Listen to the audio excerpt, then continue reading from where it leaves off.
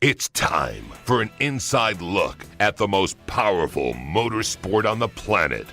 WFO Radio, NHRA Nitro. It's the most exciting sport on earth as far as I'm concerned. Take a walk through the Nitro pits as we go one-on-one with the stars of drag racing. Hi, I'm Courtney Forrest. I'm Tony Schumacher. Hey, you're with Matt Hagan. This is Ron Capps, Matt Hagan's personal friend.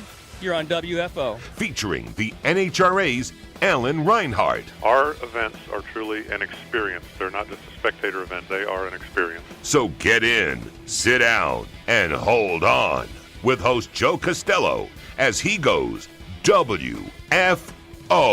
Thanks, brother. Always love being on WFO, baby. Nobody brings it to you better than you, brother. Now crank it up. It's time to go WFO. Here's your host, Joe Castello. What's up, NHRA fans? Welcome back to the WFO Radio NHRA Nitro podcast. I'm Joe Castello, back from the Carolina Nationals, and we've got the winners once again. And if it is your first time listening to the show, what happens towards the tail end of the season, a lot of first-time listeners check out the show. They're searching the podcast. They find the NHRA show. Steve Torrence will make his fourth consecutive appearance on the show. He's not talking to the NHRA media. He's not talking at the track. He is coming on WFO Radio. We are proud of that. Steve has won his way on the show, and now it's kind of part of him winning. I wouldn't break the chain if I was him. Just saying. Bottom line, he has swept the countdown to this point. You're going to hear from Steve Torrence on the show. You're also going to hear from Ron Capps. Ron Capps, back against the wall, took down Robert Hight second round, goes on to win the race, beating J.R. Todd, and keeps his championship hopes alive. Capps is going to be on the show, talk about his round by round, and reveal something that you may not have heard about until this point.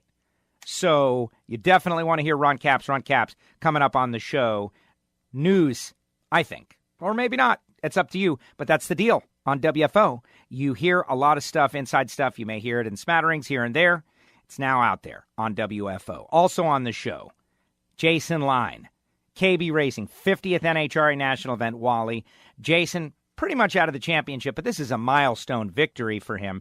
Takes down Tanner Gray. Tanner Gray doing a great job in eliminations to go on and get to the final round. And for all intents and purposes, pretty much getting right on the 1 yard line of the championship, if we're talking about it in football terms. But Jason Line gets the victory, gets the win. So excited about the victory. In a very, just a great moment, invites myself and Brian Loans to check out the innards of KB Racing, and saw that. I'll talk about that later on in the show. Pretty amazing stuff that I was able to see what it is all about at KB Racing. A very rare situation. I will tell you about that later on in the show, but just amazing stuff. And Matt Smith, also going to be on the program. Matt said he was racing scared in Dallas, goes back out there, gets the job done as Ellie Tonglet lost first round. This thing is not over. It is going to go right down to the final race in Pro Stock Motorcycle. So we've got our Mellow Yellow Series winners, but just as a bonus, because I like bonuses, who doesn't love bonuses, right? Megan Meyer, top alcohol dragster winner.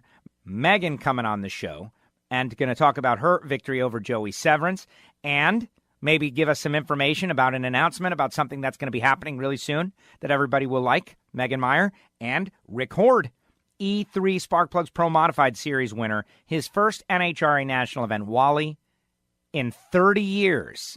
And he gets it done in Pro Mod. So that's a pretty good show, I think, if you're an NHRA fan. Of course, we encourage you to share and copy and paste to your Facebook page, tweet, retweet, repeat, all that stuff. Let your friends know about the show. And that's how we grow. That's how more people find out about this highly acclaimed program that you are listening to at the moment. And we have fantastic sponsors that make it all possible, like HusseyPerformance.net. How about Sean Bellemere? You're wondering, like, where's Bellemere? He's the champ. He won the championship in Top Alcohol Funny Car. Why isn't he on the show? And the answer is he's super busy today. He's got a thing going on, and he's going to be on next week. Simple as that. Boom. HusseyPerformance.net, Copperhead Gaskets, doing a great job. Check out their website. They support WFO Radio. CatSpotLitter.com, Scott Palmer and team, Tommy Thompson supporting WFO Radio. If you have got a cat, you got to get Cat Spot Litter or Magic Dry. Dom Lagana had a great day out there, great weekend out there. Just a whisker.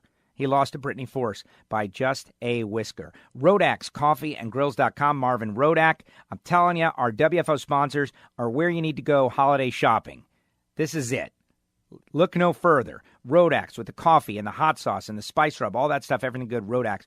Or something bigger, Frank Hawley's Drag Racing School, the Dragster Adventure. Go to frankhawley.com. Check out what they've got going on. You can get your license or you can just drive a dragster. How cool is that? Samtech.edu, the School of Automotive Machinists and Technology. Brian Massengill, they're expanding the school. They've got all kind of courses, CNC machining, motorsport EFI, blockhead, cylinder head programs, all kinds of stuff going on at samtech.edu.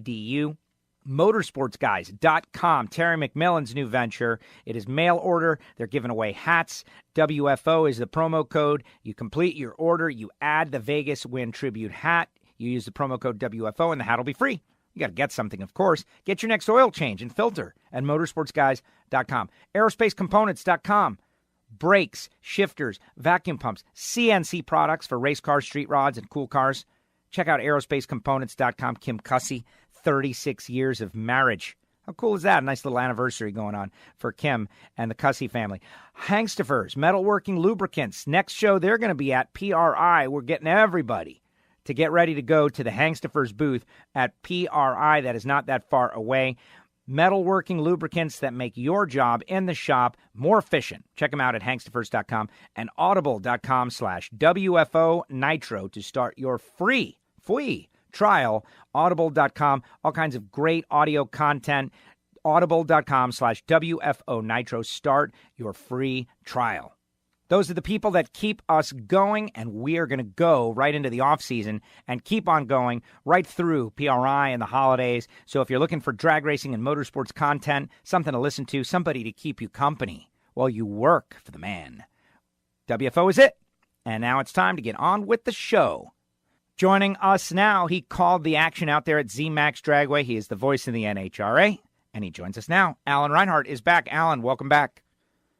Hey, Joe, great to be back. What an event at zMAX, huh? Oh, and by the way, yes, what's the idea of, like, you and Loans sneaking off to go get a tour of KB Racing after I'm out of town when they tell me I'm not allowed to come into the shop? I know. I mean, really? Can you believe it?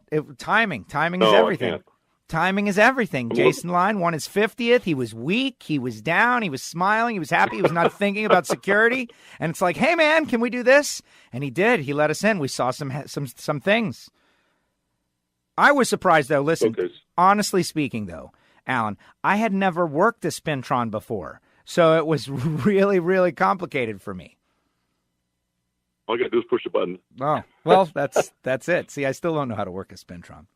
But no, we did. No, it's cool. It's cool that you guys got a chance to at least, go take a walk through and take a look at their operation over there. Pretty impressive stuff.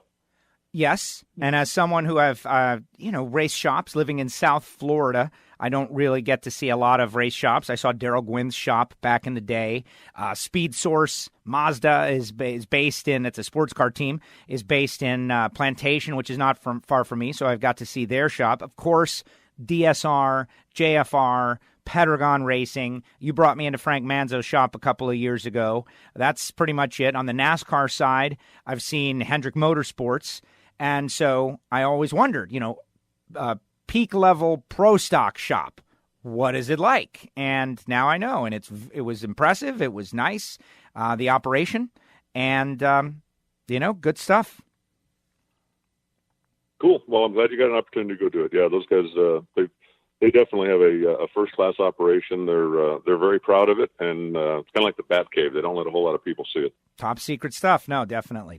Great race. 50th, speaking of Jason Line, 50th win. That is a major milestone. Anytime you can win 50, anything, whatever it is, that's a pretty good deal. You are correct. Yeah, absolutely. And, 48 of them obviously have come in pro stock since he joined that class, the first two in Stock Eliminator way back in the day. But, the 50 event club is not quite as exclusive, obviously, as the 100 event club, but that's still a pretty short list of people. Yeah, the 100 event club is that is just pure insanity, and Rambo trying to knock the door on that. But a great race 4, and we saw some things take shape. For instance, you've been saying, week after week from prior to the first round of the countdown that Steve Torrence was locked in on this. and I don't think a better prediction has been made than that. 4 races in a row in territory that we haven't seen since the countdown was in its current form, a racer winning 4 races in a row to start the countdown. And the way he's doing it is pretty impressive. I mean, he obviously has got a really fast race car, but he also is, it really is a combination of the whole team effort, and when he needs a break, he gets a break. Qualifying where he did in number 2 spot earned him round 1 with the Greek, and I love the Greek. I don't mean this to sound in a derogatory manner, but the fact that he was racing the Greek, he got away with shaking the tires, having to pedal it in round number 1. If he qualifies 4th or 5th and has to race, somebody else has to race Antron, has to race who else was down at the bottom of the field. But there were some pretty good cars that were down below the top 8. And then he probably loses that race. So, he gets away with shaking the car and pedaling the tires because he had a good qualifying performance. And then he wins a race on a hole shot during the course of the day. And that's one of those deals you just can't let him get away with that. As good as they're running right now and as solid as they are, if your car's faster than Steve, you gotta beat him. But right now, he's getting a good fortune when he needs it. He's certainly in the right place at the right time a couple of times. And also, the entire team is doing the job. They're giving him a great car, and he's doing a very good job with it. And that's a very, very scary combination if you're somebody else with a top fuel car. To win 4 races in a row, though, at any point, is very challenging. But to do it in the countdown when everybody is really supposed to be at their best, saving their best clutch packs and their best everything, and he's doing it. It's something special that we're witnessing. And then the semi against Tony Schumacher and the final against Brittany Force, in many ways telling the story of the past couple of seasons. Steve, as you mentioned, getting up in a whole shot victory over Tony, in effect ending that opportunity for a turnaround or a comeback, and then Brittany Force, who was able to capitalize on their stumble in Dallas a year ago with great performances of her own to beat her in the final round, really sending a message, making a statement, tying it all together from last year to this year. There's a lot of ways to look at it, but Steve Torrence is a freight train, and nothing's going to stop him. Yeah, and I think, 2 things happened there. One, beating Tony on the little hole shot, obviously that's big. Tony's got a pretty good car right now, and we all know that he certainly would like to go out in a flash of brilliance since it's going to be his last couple of races for the Army. But I also thought it was an impressive performance by Brittany Force for the year that they've had and the struggles that team has had to qualify number 1, to run very well. And, in the final, both cars ran 370. Steve was just a little bit better. But I think it was a big turnaround for Brittany Force's team. Too little, too late to win the championship again. But if they can build on that momentum from Vegas, then I think they start looking forward to 219. And yes, and it's good for last year's champ to run well in the following year's championship. So it was good for Brittany and her fans to get out there. Some interesting other races, though, in Top Fuel, like Antron Brown fighting for their whatever remnant of championship life that they had, have to go up against Tony Schumacher round 1, come up short as Tony uncorks a 69.9, and that's pretty much it for the Matco team. Not that they had a big chance, but now they know it's over. I agree with that, and they lost that. They lost that race in qualifying. When you qualify 11th, you're going to have to run somebody like Tony Schumacher in the first round. And that's what you can't do. That's what Steve Torrance's team didn't do. Steve Torrence qualified second, and that got him an easier draw in round 1. If he doesn't do that, Antron would have beat him. Richie Crampton would have beat him. I'm just scrolling through right now. Scott Palmer would have beat him. Terry McMillan would have beat him. Those are all bottom half qualified cars. But because Steve qualified as well as he did, he got away with that round 1. And because Antron and his team qualified 11, you're going to end up with a tough matchup round 1, and you blame that on your qualifying performance, not on your Sunday performance. When you're 050 on the tree or 048, 9, whatever he was right in that neighborhood, and run a low 370, you're in the game. But you needed to do something in qualifying so that you wouldn't be racing Tony Schumacher round 1. And Tony Schumacher, not that it's over for Clay Millican, who has 169 points out of the lead, But Clay had been hanging tough with Steve. Steve winning all these races. Clay was going to the semis. Clay was going to the finals. It was close. He was hanging tough. He was right there. But Tony knocks him out second round. Steve goes on to the final round. So you say it all the time, how you go from frenemy to enemy real quick, in that Tony was Steve's best friend in the second round, and then his absolute rival in the semis. Steve got through Leah, but it's interesting how these championships work. Tony took out Clay, then loses to Steve. Steve goes on and wins the race, and now a massive points lead going into the final two races. But I also think that, you look at what they're doing.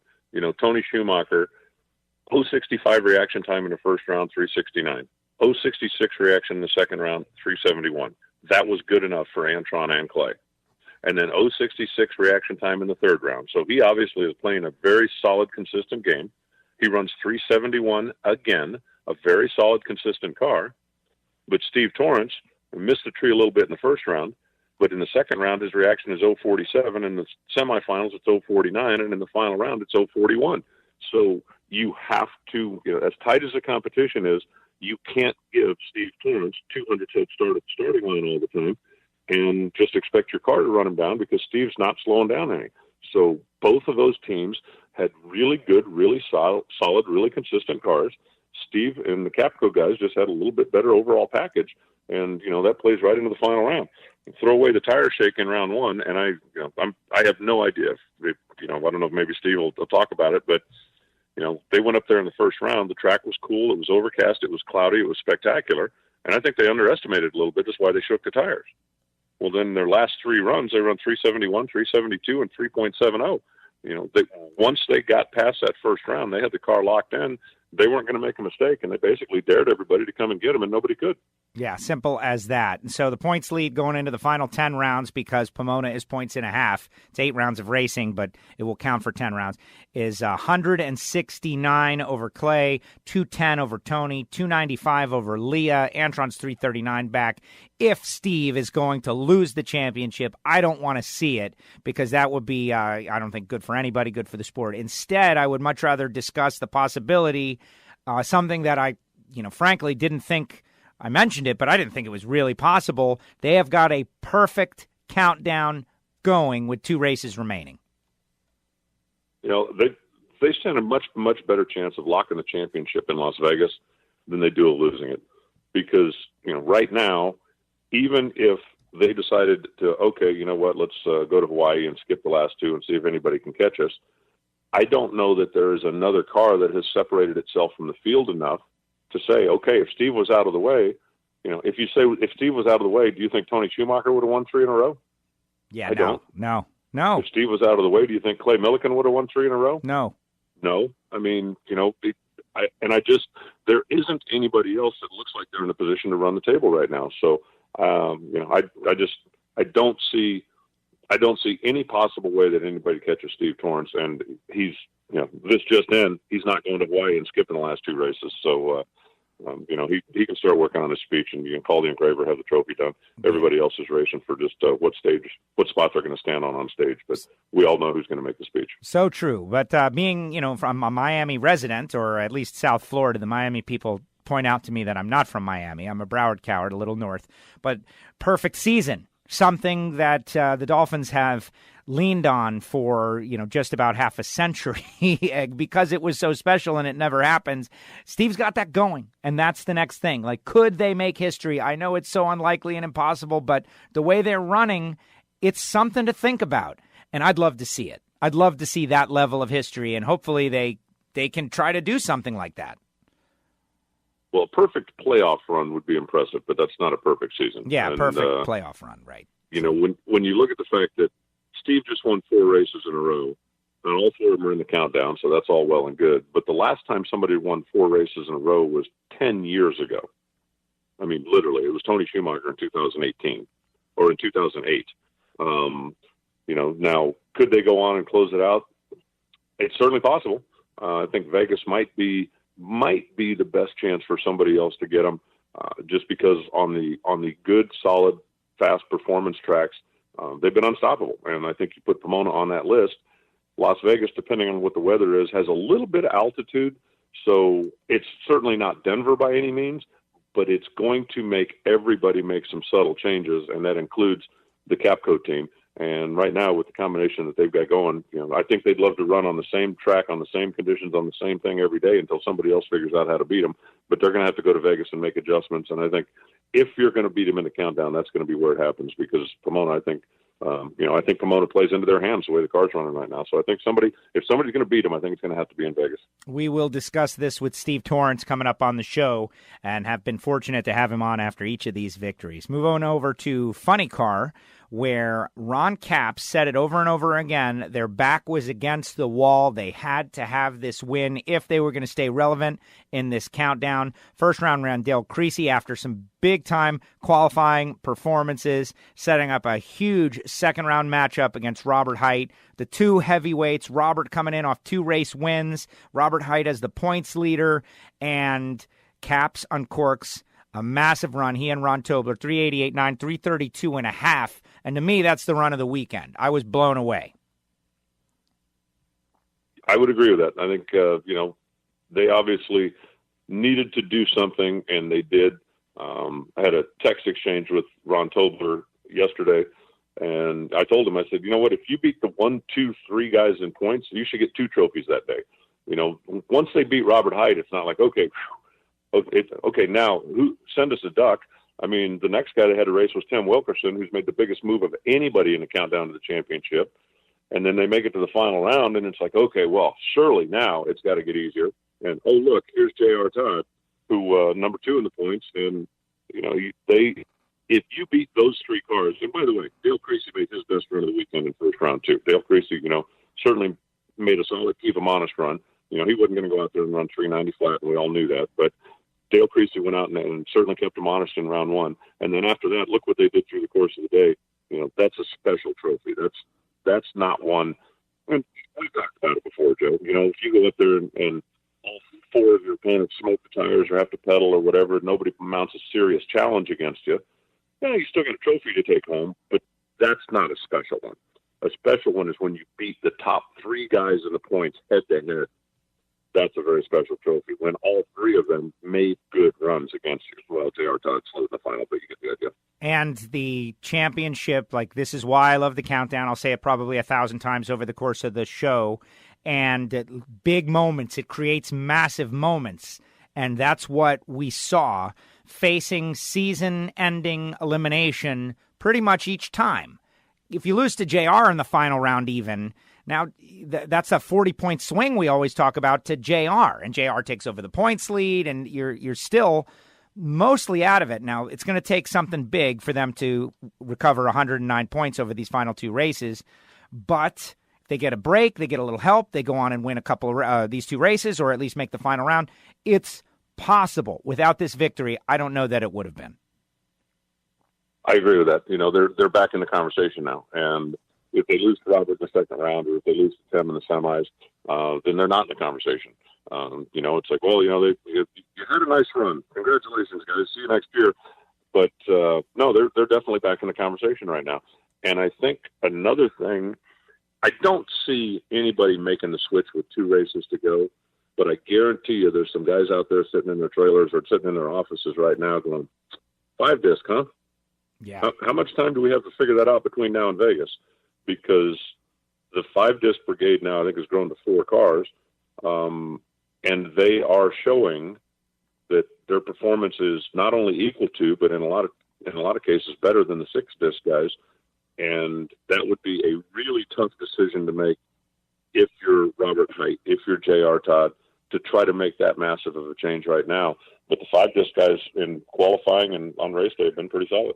Oh, absolutely. Tommy Johnson, even though he lost first round, and that kind of ended their championship hopes, put up the number 1 qualifier. Bob Tasca got beat first round, but they qualified 9th. They've been running well. And then Capps, of course, and I guess recently Matt Hagan and Dickie Venables have switched over, and Dickie with an 89 first round and a 90 second round, just coming up short against Wilkerson. And let's delve into that a little bit, Alan, like mini Nitro school here.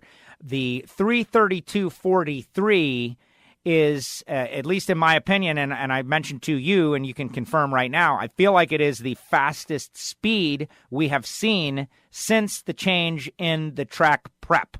Is that correct? It is, but it's also a combination of things. You know, the surface at zMAX Dragway is incredibly smooth, which is a big help. And when it's 65 degrees and overcast, and the track temperature's hovering in the higher 90s or maybe 100 degrees, that helps.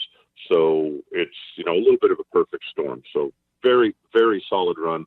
But we also saw more 330 mile an hour runs over the course of the weekend than I believe we've seen at any one stop on the tour, the last 15 or 16 races. So it was, I think, a combination of the racetrack and the elements coming together. Impressive run. I'm not taking anything away from him, but I think that a lot of the credit goes to the fact that the weather was good and where it happened. If that's a sunny 80-degree day, I just don't see it. The good news is we still have some, big time performances to talk about. When that change first happened, a lot of people were like, 4.0s and this is not as exciting. And no, listen, when the conditions are right, and they were, we still see mind-boggling numbers. 332.43 is mind-boggling enough, and 387.4, that is a big-time run and very exciting. Yeah, there was stout performances from top to bottom in both the fuel classes, and the weather plays a big part of that. And the facility itself is, as I said, very smooth. The asphalt is not very porous, so you've got a good solid contact patch down there at the end, and that's the key ingredients to getting those extra few mile an hour. Robert Hight leading, J.R. Todd by 11, Capps 109 back, Wilkerson 111 back. And it is my opinion that those are the racers that have a shot at the championship. TJ, Courtney, on back. They can get up into the top 5 with some great performances, but I think it's going to be hard, as you always point out, to leapfrog 4 different high-quality racers that are at the top of their game. That's what's the problem. Exactly correct. And, for Courtney, man, what happened, right? Yeah. You look at what they did in the regular season, what they did leading into Indy, all of the number one qualifiers, all the wins, all of the, they were, I don't want to say a runaway freight train, but they certainly going into the countdown to the championship. It's like, okay, the path is going to go through that car.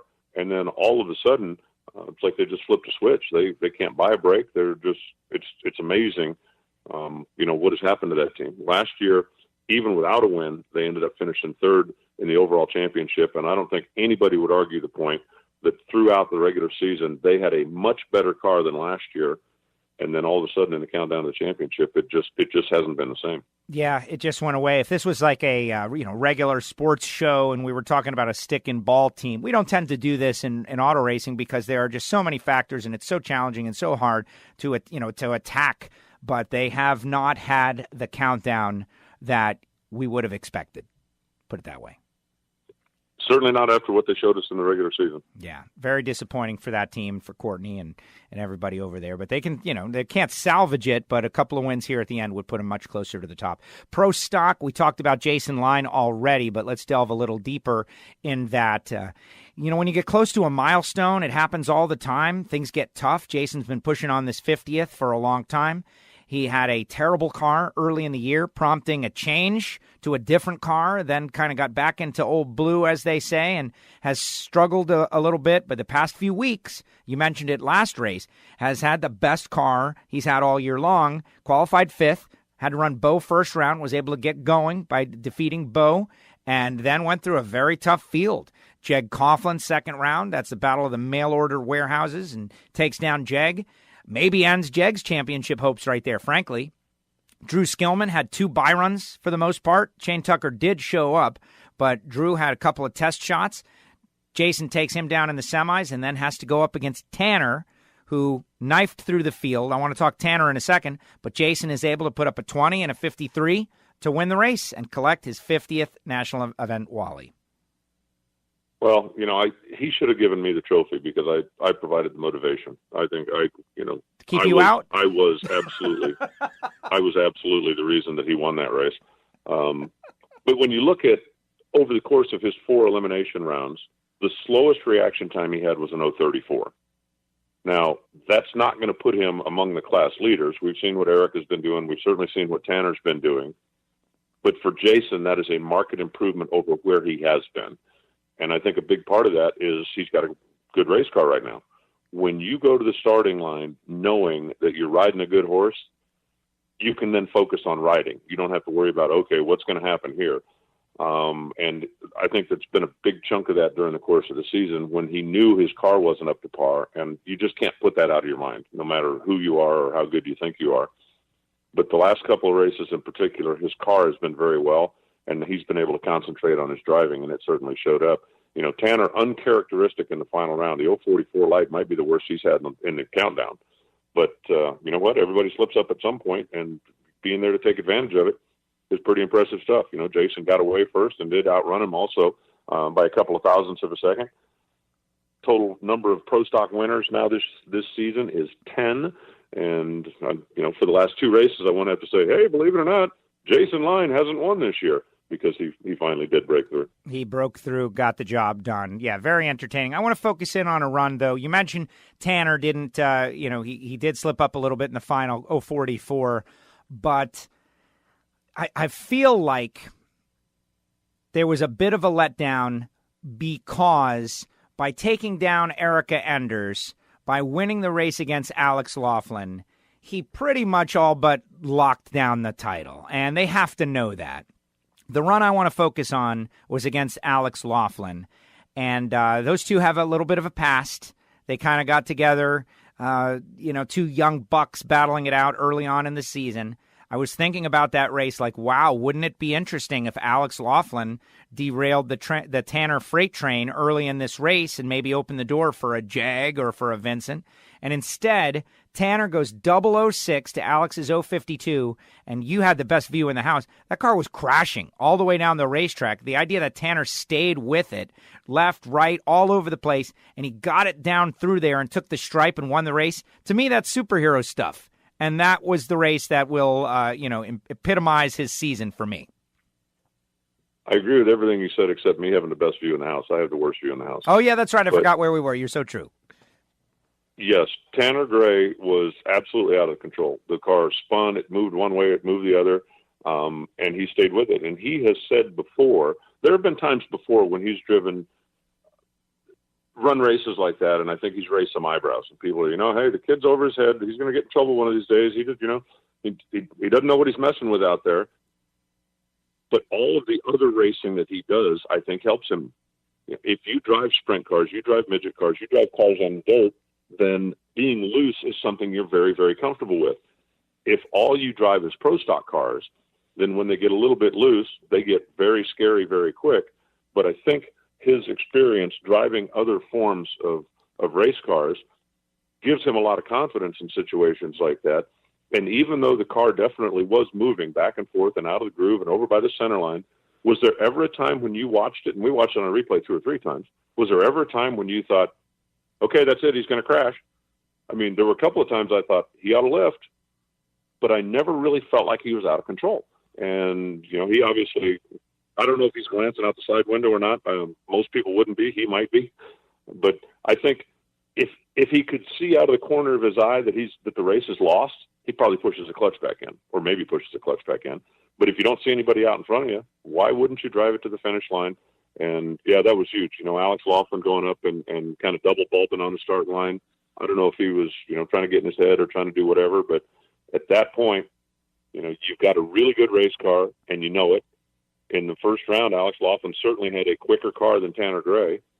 And if I'm that guy, I am not getting out of my routine. I'm going to go up there, I have the fastest car. I'm going to beat you with it. Not, I have the fastest car. I'm going to go up there and go do something out of the routine or play games or try to do something like that, because I think that can certainly backfire on you. And I'm not saying that's what happened in this case, but it looked to me like Alex did not do his normal, regular routine in staging. And if I've got the fastest car, I'm not varying my procedure. If I got the slowest car, I might go up and try to mess with you. But if I got the fastest car, I am not varying my procedure because I know I can beat you. I'm so glad you brought that up, because I totally agree. And things like this, we don't always have time to focus in on. I'm glad you brought it up. Yeah, big mistake. Alex came over to Tanner and said, I had to try to do something, right? And Tanner's like, yeah, I know. And they had a moment. But the answer is, no, you didn't. You didn't have to break your routine. unless you're an experienced veteran driver, a Ricky Smith, someone who is out there, you have 10 different routines that you can fall back on, lots of experience. Alex is still early on in his learning curve. Double bulbing people isn't something that he does on a normal basis. And in my opinion, it threw him out of his own routine. And he ended up losing a race that he should have won. I think it was a bad move. Well, obviously with 20/20 hindsight, we can all see that. Yeah, but Monday morning crew chief. But he had the fastest car. If I'm Alex Laughlin and I'm 200s behind or I'm 300s behind, okay, let's take a swing at it. But if my car's better than yours, why in the world would you do that? And on that day and on that track, at least at that particular point in time, Alex had the better car. Yes, Tanner out-qualified him a couple of spots, but Alex outran him in the first round and Alex outran him in the second round. All he needed to do was his normal routine to win that race, and he got out of it. So, live and learn, and we'll see what happens at the next stop on tour. Semifinals in terms of like exercising demons or, defeating rivals or seeing your enemies drawn before you. Not that that's how serious it is, but Tanner and Erica have had a little bit of a history this year, and that is a race that I want to see every time. Like, I want to see that race. I love that race when Erica, who is as good as anybody and really one of the best we have seen, versus Tanner. She's 014, he's 008, and he gets there by a couple of thou. And that, to me, it's over. Well, it certainly is close. He outran her by a little bit, as you said, and then left first. If his light is 16, she wins that race. If her light matches his before, but if my driver goes up there, drops a clutch at 014, I'm not telling my driver they're the ones that cost me the race. It was just a tremendous race between two championship caliber drivers. Erica obviously has got 2 trophies that she can show anybody that doesn't think she's a championship caliber driver. Tanner doesn't have one of those yet, but he's going to in a couple of weeks. And that's what you expect to see when two talents of that level go head to head. It's like, bring your best and somebody's going to win. This time it was Tanner, but he's just riding the wave right now. And we've seen when Erica has been in that exact same position. Her second championship, and we talked about it over and over while it was happening. In her first championship season, she had the best car. And all she had to do was be solid and win it, and she did. And in her second championship season, she did not have the best car. And she put the team on her back, and she took them right straight to a second championship. She can drive a race car, no question about it. I think she and Tanner are probably acknowledged as the two strongest on the starting line in the class right now. And, somebody's got to win those races. In this particular case, it was Tanner. Yes, in this particular case. And then the final round slipped up a little bit against Jason. Jason gets the job done. Jason Line will be on the show along with Ron Capps and Steve Torrence. Matt Smith, Pro Stock Motorcycle, kind of interesting in that at the end of each countdown race, we've had a different points leader. And the winner of the previous race ends up getting bounced in the first round. We saw it with L.E. Tonglet. Has a problem against Angel. Angel would have been really tough to beat, period. 030 with a 80 with a 9, but L.E. had some sort of problem with the bike. Told me top end. He goes, it might have been me, might have been the bike, I don't know, but he was 161, 694. Thing didn't get down there. Matt is able to go on, take full advantage, win the race over Chip Ellis, and now Matt Smith back out in front by 41 over L.E., 56 over Eddie, and I think that's the championship race right there. I think you're exactly right at this point in time. The interesting thing about Angel, and I hope they know why. She qualified in the number 8 spot, and she has not had a spectacular qualifying bike this year. But she had second low ET of the first round. The only one that was quicker than her was Chip with his moonshot run. And then she had a spectacular bike in the second round again when she beat Eddie Krawick. And then it slowed down in the semifinals. So I don't know if they broke that motor, if they hurt something, if they did. But that thing in the first 2 rounds really woke up and bumped into Matt Smith as he was coming out of the press room. And we had a couple of minutes just to have that little chit-chat. And he said he was more afraid of Angel than anybody he raced all weekend because look at her the first 2 rounds. She was killing the tree, and she had a stupid fast motorcycle. And he goes in there and goes, okay, now what? Fortunately for him, her bike slowed considerably. He was able to take advantage, then go on and win the race. But, if if Angel, and not that she's going to be in a championship threat, but if they can make that performance stick for the last couple of races, I do not want her on my side of the ladder if I'm a championship contender. Agreed. No, agreed. It's good for the sport and the class and everything that Angel is back and contending. Yeah, 80, 83, then the 92 at 193 miles per hour, as if something might have been going away. And then Chip Ellis, you mentioned the moonshot run. Wow, 77. Are you kidding me? It'll be interesting to see if he's on that motorcycle by the time we get to Vegas, because the Harley team has been very upfront about the fact that he's not necessarily there as a blocker so much as he's there as an R&D driver. And they've got a different chassis design. They've got some different stuff that they're testing on that bike. He's qualified number one so far. He qualified second here, and then that 677 was just like, holy cow. If I'm the Vance and Hines team, I don't see how you keep Eddie off of that bike, because he needs to do something to get out there and try to lock down this championship. And it's a simple case, Joe. If you've got 3 motorcycles in the shed, one guy's legitimately in the championship, one motorcycle legitimately looks better than the other 2, how do you not put those 2 together? Right. Yeah, it's time for, big moves. 56 out, why not? It's obviously, I don't know that Eddie needs a Hail Mary, but if that bike is running that well and going to the final rounds, Eddie should be on it. I agree with that 100%. And, one of the other things that I talked to Matt about, I said, kind of jokingly, I said, so I guess you're out first round next week, huh? And he laughed, and he said, you know what? He says, I went to Dallas and I was racing scared. And he said, I don't know why. I don't do that. But he said, I was racing scared. I went up there in the first round going, don't blow this, don't blow this, don't blow this. And he said, that ain't me. I need to focus on what I'm doing, and I'm going to be fine. He said, I'm going to be the one that breaks the string. So we'll find out. Yes, we will find out. What a great race. It was a whole lot of fun. We had a great time out there. And here we go again now, headed off to Vegas, just like that. Vegas, baby. Yeah, I'm going to St. Louis first. I've got a regional there that still a couple of regional championships are up for grabs out there in that part of the world. So that's going to be fun. And, of course, hey, with a week off, I'd rather go someplace and watch race cars than stay home and not watch race cars. So I'm going to do that. And then, like I put on Twitter the other day, how can we possibly be 2 national events from the end of the year already? Oh, man, I know. And champions crowned top alcohol funny car, Sean Bellemere. We've known that this is probably what is going to happen, but they made it a no-doubter by going out there, winning the title, and then winning the race in top alcohol funny car. Talk about that performance, like what we have seen out of Bellemere and that Tony Bartone brothers team. Well, we know that's a championship team. We've seen what they've done in years past. Steve Boggs, that was actually Steve Boggs' 7th championship as a crew chief between the Lucas Oil Series and the Nostalgia Series, where he tunes the Nostalgia Top Fuel car for Tony. They had a really good race car, and they did a really good job with it.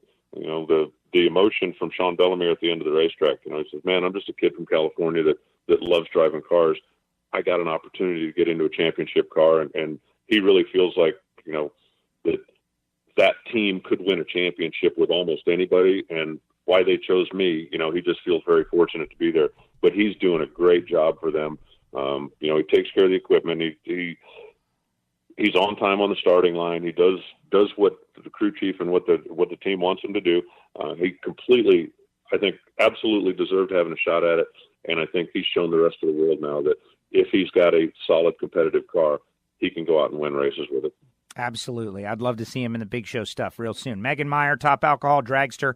Art Hodges, comp eliminator. Herbie Null Jr., super stock. Terry Taylor, a first-time winner in stock. Corey Manuel in super comp. Joe Fisher, super gas. Ronnie Proctor and Anthony Bertazzi in the top sportsman, top dragster categories. And Rick Hord in pro mod. Yeah, Rick Hord from the number 1 qualifying spot went on to get his first pro mod win. I didn't realize it was his first national event win in like 30 years. He and his dad have raced in competition eliminator for a number of years, and of course now in the Pro Mod Series. And they've always had really fast, really cool, really neat cars. I didn't realize it'd been that long since he'd won. I do want to point out Ronnie Proctor with the win is now the national point leader in top sportsman. There's still some room to go because obviously there's some races left and some guys that have races to claim. But that's a biggie when you take the lead away and now somebody's got to get it from you. And I also think that we've been talking for a big chunk of the season that Sean Cowie was pretty much the heir apparent.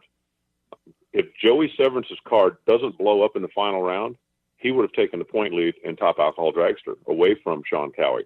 And Joey still got races to claim. So it's going to be interesting. That one is not over yet, even though, 5 or 6 races ago, I think a lot of people were, and I'll put my name on that list. I was looking at Sean Cowie and going, I don't know that anybody can catch him, but all of a sudden it's like, well, hold that thought.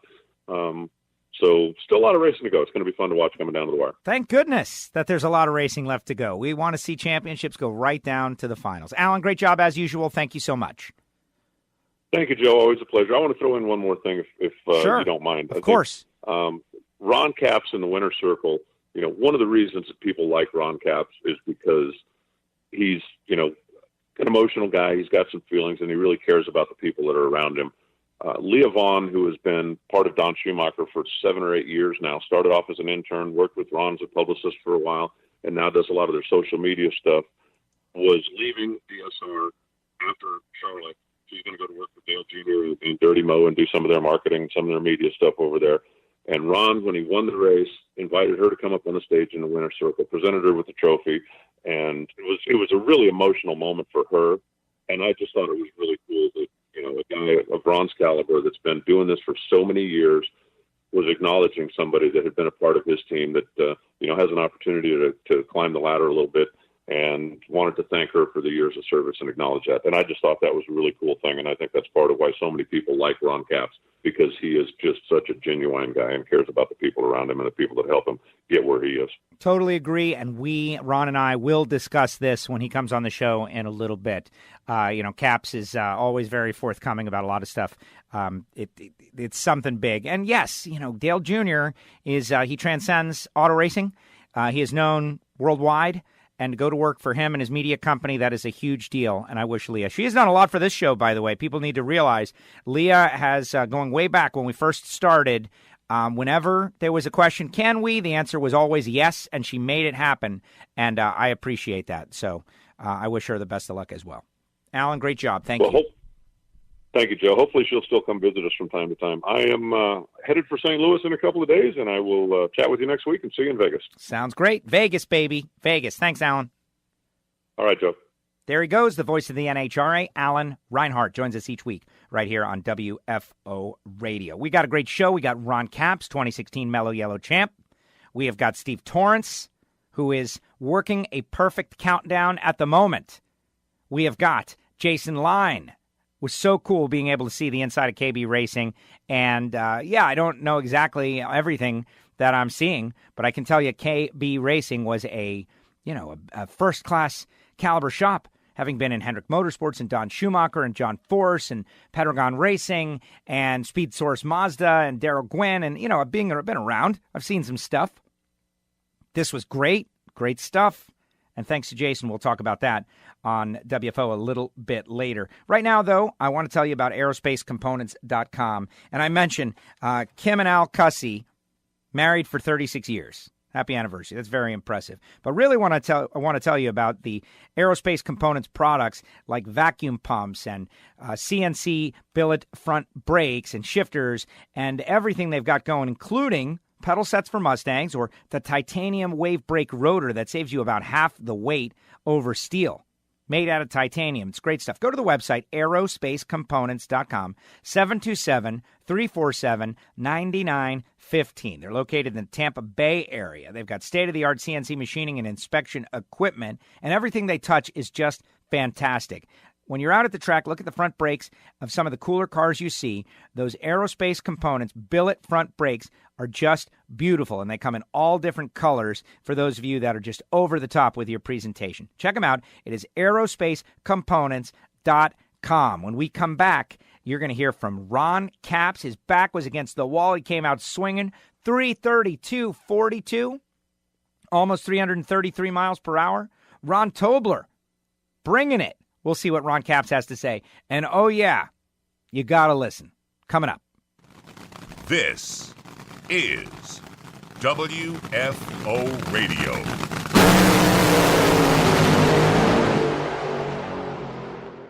Hey, everybody. How do you start your day? You started off with a little coffee. And do you want something cheap and vacuum-packed garbage? Do you want to pay for a retail coffee? It's like $11. Or do you want something that is good, like RoadAxeCoffeeandGrills.com? Join the Road-Axe Army. WFO users and listeners know all about it. Over 40 grades to choose from. This is roasted fresh per your order, not to mention hot sauce, spice rub. You got to call Marvin, get on the phone line, or go to the website, RoadAxeCoffeeandGrills.com. Check it out. That's RoadAxeCoffeeandGrills.com. Start your education at full speed with the School of Automotive Machinists and Technology. Accelerate your career as a high-performance engine builder with classroom instruction and practical hands-on experience in the lab, on the dyno, and at the track. In addition to the blockhead and CNC programs, SAM now offers motorsport, EFI tuning, and an Associates of Applied Science degree. And SAM is a military-friendly school, approved to train veterans and other eligible persons under the GI Bill. Start your education at full speed. Go to samtech.edu today. Hey, this is Joe Castello, and we'll be back to the show in a second. But first, I want to tell you about CompetitionPlus.com. There's a reason CompetitionPlus.com is the leader among drag racing electronic magazines. Their trained staff is always on alert and always asking the tough questions. The end result is hard-hitting drag racing journalism with up-to-the-minute reporting. For over a decade, CompetitionPlus.com has been a pioneer as drag racing's go-to source for the latest in news, race coverage, and high-quality photography. Their trained staff thrives on getting the inside stories, and their columnists study their topics before they hit their first keystroke. When it comes to covering the races, they leave you feeling as if you've actually been to the race. CompetitionPlus.com is an honest-to-goodness, free drag racing magazine published by the most passionate of drag racing fans, who just happen to be journalists. Don't wonder what's going on in the drag racing world. Be in the know daily. Log on to CompetitionPlus.com. Subscribe to WFO Radio on iTunes. Never miss a show. And don't forget to write a review. WFO.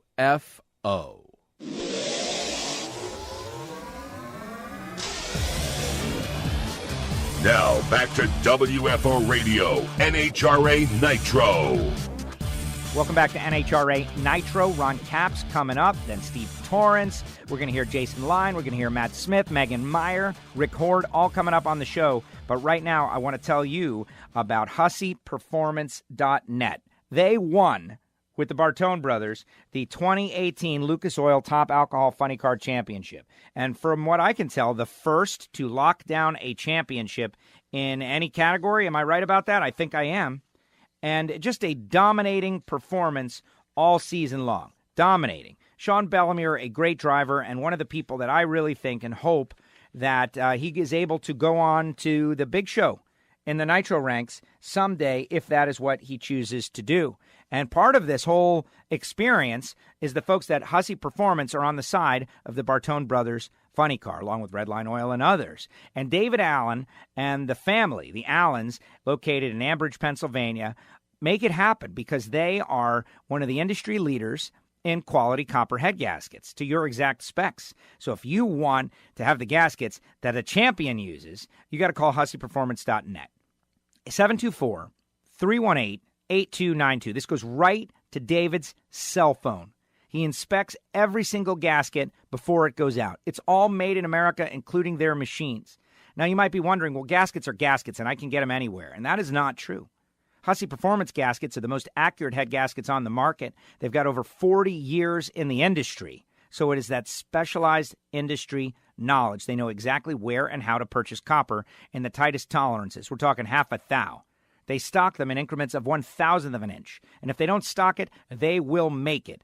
And if you're thinking it's going to take a long time, it will not, typically less than a week. There is no reason why if you're a racing shop or an engine builder, you don't call 724-318-8292, especially as you're getting geared up for 2019. Speak with David Allen and get yourself on the Hussey train. HusseyPerformance.net, quality copper gaskets to your exact specs. And congratulations to that whole team, everybody involved at Hussey Performance for putting a champion on the track. It has been really amazing to see Tony Bartone, the Bartone brothers, Sean Bellemere, just everybody involved. Got to meet David out there at Gainesville, and they went on to have a dream season. what can you say? And Sean has already said he'll be on the show next week. HusseyPerformance.net. Give him a call and tell him you heard about it on WFO Radio. Time to get back into it. Joining us now, the funny car winner out there at the Carolina Nationals. This was a big-time win. Ron Capps joins us now. Ron, congratulations. Hey, Joe. Always good. Well, it's always good to be on the show. But that always means one thing, and that is that we won the weekend before. So been trying to do this for a while. Yes. Well, getting a win in the countdown, very big deal. And you said it over the course of the weekend, and I was feeling this too. In fact, the listeners might remember a week ago, I trying to determine who's in, who's out, who's still got a chance, who really needs to make a move right now. And I think that was the category you were in, that you really needed to make a move right now, and you did. Now you're 109 out. It's still a challenge, but it's a possibility. So many other racers don't even have that chance. Yeah, we always talk about what has to happen in the countdown, and every year we bring up what's going to happen and what cars to watch, and it just seems like it gets tougher and tougher, and you just feel like you have to be perfect for those 6 races to win a championship or close to, and then the next thing you know, our team, which we always feel like we can do that, and we have the capability of doing that, and we have in the past. And, all of a sudden we have a couple first-round losses that were just not characteristic of our team, and we happen to have them happen in the countdown. So, a lot of things played off of Maple Grove and leaving there with a decent semifinals, and then all of a sudden we have a first-round loss in St. Louis, and, then you think you can make it up, and in Dallas we have another one. So we needed to fight back.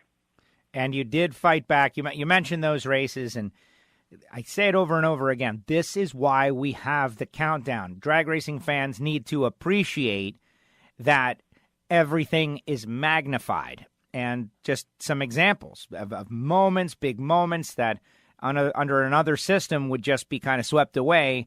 They are magnified.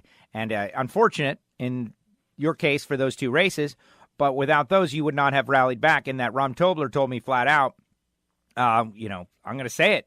We had to, what can I say? We had to grow some balls. That's what he said. Well, it's not, you can say it, but it was our boss, Don Schumacher, that really kind of said it first. And, it's a great relationship with Don and Ron Tobler and Don and our team. And it's they're good friends away from the track, but he's a boss at the track, and he is not afraid to tell Tobler at times what he thinks. And Tobler's very honest about what's going on with the race car with Don. And so that is what, almost to the T, what he told Ron after Dallas. And he reminded him in Charlotte on Friday. And sure enough, we went out there and went low ET, and we're number 1 qualifier after Friday night. Big time runs. And I want to dig a little deeper into that, because this is not strength. It's not like you're going to punch a guy. You are a guy who is up on the, the ring sports, whether it be, UFC or boxing or otherwise, where, getting yourself into not a rage, but really getting your energy up is part of it. And being aggressive is part of it. This is different, but that attitude can be summoned. You can be too passive. Can you try to explain what that means to our audience out there, since you're just, he's tuning a car, he's making a call, he's deciding, what's it going to take to get down the force? And I think, speaking of force, to get down the track, speaking of force, that 402, force barely beat you first round the last race. I think that's what inspired the comment. Yeah, and, we had a couple runs in Dallas where it didn't make it down the track, and I always hope that it's something, believe it or not, when a car doesn't make it down the track, I hope it's something that I did in the car, because I know that can be fixed easy. If it goes out and does something and it's clutch related or engine related or something, then it really sends Tobler and Dustin and those guys kind of back to the drawing board and looking at little things that we have to change. And we always have such a great, consistent car. If it moved a little out of the groove or something, that's things I can fix the next run, or I can help fix. So, if in that metaphor you used, Tobler is a guy, if we were a boxer, he's going to jab, jab, jab, If it's MMA, UFC stuff, we're going to shoot takedowns and we're going to keep the pressure on and do some ground and pound but we're not going to take those gigantic swings but come race day, he's always really good about racing and overall big picture stuff. So it was really fun to Friday night go out there and throw down and have the speed that we ran, because he's also not known to throw big speed at the car. So there were a lot of things that really kind of got me excited about Friday night's run. Even though it didn't stay number one and JC and Tommy Johnson took that, at the end of qualifying, I knew with the conditions we were going to see, and everybody knew Sunday's forecast was going to be cool, overcast, less than 70 degrees temperature, which meant super fast, and that track, which will hold anything, is a very smooth track. So those things all together, after Friday night's run, I really was more pumped up about Sunday than I usually am when cool conditions come out. Very, very cool. Now, round one, you had to go up against Dale Creasy, and Dale, they have been, improving in their limited opportunities to come out to the racetrack. They've been getting better and better, and running that Infinite Hero style body, I'm sure, has helped them a little bit. And they put up a 404, but couldn't hang with your 392. And so, again, 328.86 mile per hour. You got down through there, able to take the win and set up a monster matchup against Robert Hight. Jack Beckman had a shot at Robert, put up a 390, but it just wasn't enough. And so here we go. If you lose, it is over. Yeah, and to back up a little bit, you really gotta give kudos to Dale and his team. They lost to us, and yet they're down there high-fiving each other. And I got in there and was shaking hands. I was so excited for them. They were so pumped about running that run because they don't get out very often. 404 at 316 is a big-time run for those guys. And you got to imagine they don't get the run after run after run data that a lot of teams get. So while we won that round, and Dale I've known a long time since I came into Funny Car. He was already involved. So it's a big-time run for them, and I was happy for him. With that being said, we're not going to push the limits to run an 80 against them. They're not going to go out and run a 390 flat. The Creasy isn't. So when we saw the matchup, we knew we shouldn't worry about trying to get lane choice between the winner of Robert Hight and Jack Beckman. While we hoped that Beckman would get the win, it was a close race. But you look at the times. I mean, Robert Hight went 387 at 330, and Beckman's team went 3.90 at 329. That's a final round matchup, first round. So they had to get after it, and that's why we knew we lost lane choice. But it wasn't like we pushed it, and Tolbert knew it. So obviously lane choice wasn't as big a deal there, and Tolbert really felt like we had something for him, even though we didn't have lane choice. And that left lane's tricky. It really pushed a lot of cars out to the left in qualifying, really good cars. And in first round, I watched a lot of really good cars get pushed out to the left there and lose and smoke the tires. So it was a difficult lane to get down, and we just knew that we had to go up there, and that was our season. Basically, we had to knock Robert out. We had to do it not for anybody else, but for us. I'm sure everybody else was happy as well, but we knew it was going to be a matchup. And anytime we run those guys, it's bigger than final round because we've had so many big battle matchups between those. And I always joke that Robert Hight and I, we have the absolute best seat in the house for two great cars to go side by side because it's Tobler against Proc.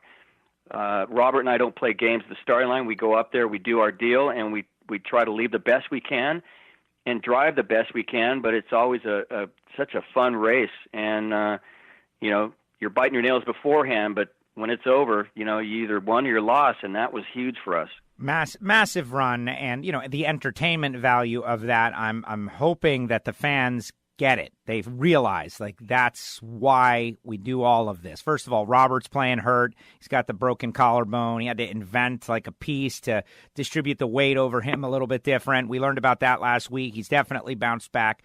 Probably not 100%. You talked a little bit about how much that hurts, having experienced something like that in your career. You are not 100%. The idea that you guys, this is a true clash of the Titans, and if you lose, it's over. You guys brought your absolute A game. You told me you rolled it in a little bit. You had a 53 to his 75. Still went an 88.9, low of the round, 332.43. And that's the number that just blows me away. Anecdotally, I said that has to be the highest speed since the new track prep. I haven't been able to back it up, but Austin Prock told me that he felt like that was the same thing too, so I consider it validated. We'll dig down deep to find the number, but where does that come from? 332.43. You said it would have been a 386. That's right back to the track prep numbers. Yeah, if I was to trickle it in and just blink that light in qualifying, that same run would have been a high 86. So that's what impressed me most when you guys told me at the other end of the track that it ran 88 at 332. The speed, we sort of found something on Friday that, and a lot of times these crew chiefs, a lot of fans probably don't know this, and there's times crew chiefs try to do something to run better speed or better ET. Most often, more often than not, really, it's things that you accidentally find that the car does on a run that produces something that really opens the eyes of a crew chief. And a lot of times it's something that happens.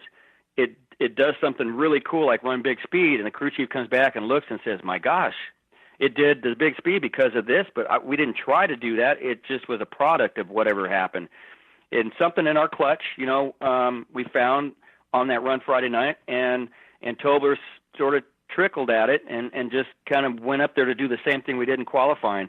And that was just a huge run. Robert had a little bit of problems, he said, in his lane. I'm not sure if it had a hole out or not, but whatever, we'll take it. I mean, and to do that in the lane that wasn't the lane of choice at that time was big. And those are just big moments. We've had these moments in the past that we talk about when we win the championship or battle down, and every team talks about it. And that, for so far, that's our moment. Yes. No, facing elimination. Facing down elimination. You lose, it's over. No coming back from that. And instead, you won and advanced, where you get to meet Tim Wilkerson, who is also fighting for his countdown life. He's been unbelievable so far. Just, coming on strong. It's been a great year for Wilk. And if you lose, I still think it's over. I know you beat Robert the round before, but beating him is not enough. You have to capitalize. You have to gain points on the leader. Otherwise, what's the point of that big, massive run? And Euro 60, Wilkes 040, you could tell he was amped up, but a 3.903 at 320 got the job done and loaded up Wilk. Yeah, and again, Wilkerson and he was pitted by me, and after the second round, he came by on a scooter, and we were just talking about different things. And we were talking about the left lane and how he knew as well as I did how that lane was trying to push people way outside. And lo and behold, we have to race each other, and we get up there, and we have lane choice. And the very last second, Tolbert comes on the radio and says, we're taking the left lane. I went, oh, my gosh, here I am. Tim and I were just talking about how difficult it was, and we both talked about fighting to keep the car to the inside and how you had to get over there by the center line almost to keep it from going left.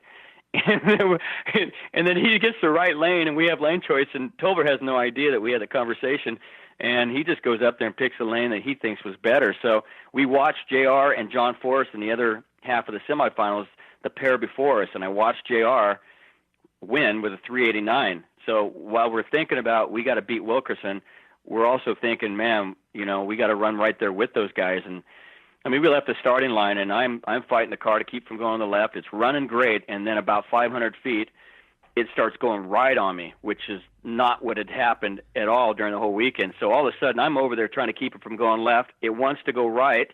I fight it, and I thought I crossed the center line, to be honest, between the 1,000-foot. I know I didn't get the cone, but we have the new rule, and it got so far over and was spinning the tire and moving around that I thought that I crossed the center line between the 1,000-foot and the quarter mile, which would have been a disqualification. It was that close. So I got around the corner, and you guys all said the run was good. I didn't cross. Come to find out, it wasn't that the car just moved. It actually put a cylinder out at 550 feet and moved me over. And so to run 390 flat and still have a cylinder out at 550 feet, I thought, my gosh, that thing was going to be a great run. So I knew there was a lot more in the car. So even though JR had lane choice by 1,000th or whatever they had it by in the final round, getting by that round with Wilkerson was huge because we're battling him for the third spot, and that was a big matchup as well. Huge run right there, and yes, it did get close to the center line. I think, though, and we can double-check on this, but off the top of my head, I think if you cross after the 1,000-foot, but before the 1320, you still win the race, but you get a points deduction, which you couldn't have afforded. We're going to definitely double check on this, Ron. Do not take my word, but I am pretty sure that is the case. But you don't want a points deduction, and that would have been bad. No, that might work. Yeah, that would hurt just as bad at this point. Well, and we're talking about it. We saw L.E. Tonglet go across the center line in qualifying, and that knocked off 5 points from his total. And it's like all of a sudden he goes from a 40-something point lead to 40-something -5, and a championship race that may come down to a couple of points. It's something we all need to be very aware of as we go down to the final 2 races. Then the final round, J.R. Todd and you. J.R., he has had a great season, a great countdown. They've really been coming on strong. Won the U.S. Nationals. You remember that very, very well. And now this is... Again, you need the points. You've got to have the points. He needs the points. He's got to have the points. He's off the starting line 48. You're 74. They had problems. You went an 89 and won the race. Yeah, I don't know if they're trying to run a 70 or not, but that car was flying early on, and that's probably the reason it smoked the tires. I mean, it looked like it was trucking. And again, here's another matchup that we have to win. I mean, we just, there's no... We looked at the side of the ladder at the beginning of the day, actually, when qualifying was over, and it's like this is the normal time that we go out and win when it's murderer's row that we would have to go through to get to the final round. And sure enough, there we are. And JR is right there leading or with Robert Hyde out there, with the points lead. So we knew we had to get by that too. And it wasn't the end of the season for us if we didn't, but we knew that it would certainly put us back in striking range, and we had to keep JR from running away from us. So another big-time run from Tobler. I mean, we're in the left-hand lane.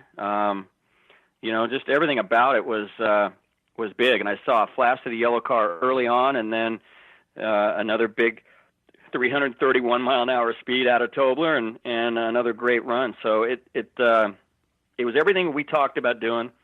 When we walked out of the trailer in Dallas, we shook hands, we hugged, and he just looked at me and said, all right, we're going to go win the next 3 and put us right back in it. Don't forget Pomona's 1.5 points. So so far, we started out what he said we wanted to do, and that was just a math. You got to remember, Joe, you and I talked, I was laying on the ground in Maple Grove thinking my leg was broken. I mean, I thought my season was for sure over after that accident. And, just to be back in a car and have a chance at it again is more than I imagined at that point, of the season. Then Robert gets hurt, and we joked with each other, between the two of us, we might have a healthy body, but, we'll do whatever it takes. It's such a treat to be able to drive one of these things, and I can't imagine being told that I couldn't because of an injury. All right, so, now, okay, cat's out of the bag. I don't know that the WFO audience or John Q. Public knows the details of that situation, Ron. You just kind of went, full on. Well, you're healthy now, so that's the point. We heard Robert go through this, and we understand it now. I wasn't there, and so I heard through the grapevine, like what, and we discussed it yesterday or Sunday for the very first time, where we had a conversation about this. You had a real, genuine, I won't be able to race kind of scare, and Robert did the following week, and I can't imagine what that is like to think that a whole season of work and effort, not just by you, but by your guys and everybody involved, could go down the drain with not being able to race. That has to be a great anxiety on you. Yeah, it was sort of a strange thing that happened. We raced JR in the semifinals. We lost. We just shaken hands. Still had my helmet and everything on. It's very narrow down there at Maple Grove. There's not a lot of room, and NHRA was rushing the teams for the next round, and basically their tow vehicle came back and didn't see me and hit me from the side. And, I thought for sure my leg was broken. When I laid there, the paramedics came to the pit area, and long story short, I mean, I was in a wheelchair flying home the next morning. I couldn't even stand on it, and flew home, went straight to get X-rayed and MRI to see how bad it was going to be. And that was a long day, I think, and my season's over, like you said, and it was out of my control and just scary, And to find out it was a grade 2 MCL tear of my left knee, I mean, they made a special brace that will fit under the suit, and the protocol that NHRA has now, and that's what really came up with Robert Hyde as well, is I had to have a letter signed by the doctor, the orthopedic, that looked at my MRI saying I am okay to get back in the race car. So I see a lot of fans on the internet talking about, is there a protocol with concussions and injuries like NASCAR has or like Formula One has with us drag racers? And yes, they do. Josh Peterson made sure that when I got the MRIs done, I had a letter and I sent it right to him and Graham Light, and they okayed me to race 2 days later in St. Louis. And that was huge, even though it hurt terribly to get in the car and it's just having to push the clutch in. Kind of like Robert, you just want to get in there at that point and make sure you continue to get some points, anything you can do. So, yeah, it still hurts. And I'm starting rehab actually today, and I'll just get through the rest of the season. But, it's just good. That win was big in a lot of different ways. Just trying to remember back, laying on the ground thinking, oh, it's over with. And here we are winning Charlotte. Yes, well, exactly. And this is the new miracle cure. We just need people with injuries to win things, and they will be healed. Right? It'd be easy. It would be simple. You're back. And so now the points stand, and thank you for, telling the WFO audience, because that's why they listen to the show. They know that things will, be discussed here in time, not always immediately, but as time goes by and it is appropriate, things will get discussed here on the show. And I appreciate you saying that here on the show. 109 points out of the lead. Tobler says you're going to try to go out and win the next two. It's probably going to take that to put you in the mix because Robert's going to win a couple of rounds and JR is going to win a couple of rounds. They've been great, both of them. There are 10 rounds technically remaining because it's points and a half at the finals. And, of course, the qualifying points are a big part of it as well. Wilk right behind you. And I'm thinking that that's the championship discussion right there. Robert, JR, Caps, Wilkerson. Yeah, well, we had this conversation last year. We won championship 2016, and here we are last year battling height down to the wire at Pomona. And you and I discussed this and with other media as well. You have to treat Pomona completely separate and on its own because the points that are available at Pomona are like no other race except Indy. So, and especially being the last race, you have to, and I said this last year, even though we had the points lead going in over Robert by a little bit, you had to just completely separate Vegas and make that the last race of the season in your mind and then go to Pomona and make it for everything. Because the increased amount of qualifying points, there are a lot more qualifying points available at Pomona as well as racing points. There's 150-something available. Depending on how these other teams do, you hate to wish bad things. You don't wish bad things on other teams. You just hope that, they stumble a little bit. And again, just like Tobler and I talked about, if we go and win zMAX like we did, if we win it, one of those two won't and can't. And so we accomplished that part. We got to go to Vegas and just do the same thing and just kind of hope that somebody takes care of those two teams points-wise. And if it's us, that's okay. I mean, we said that in Charlotte.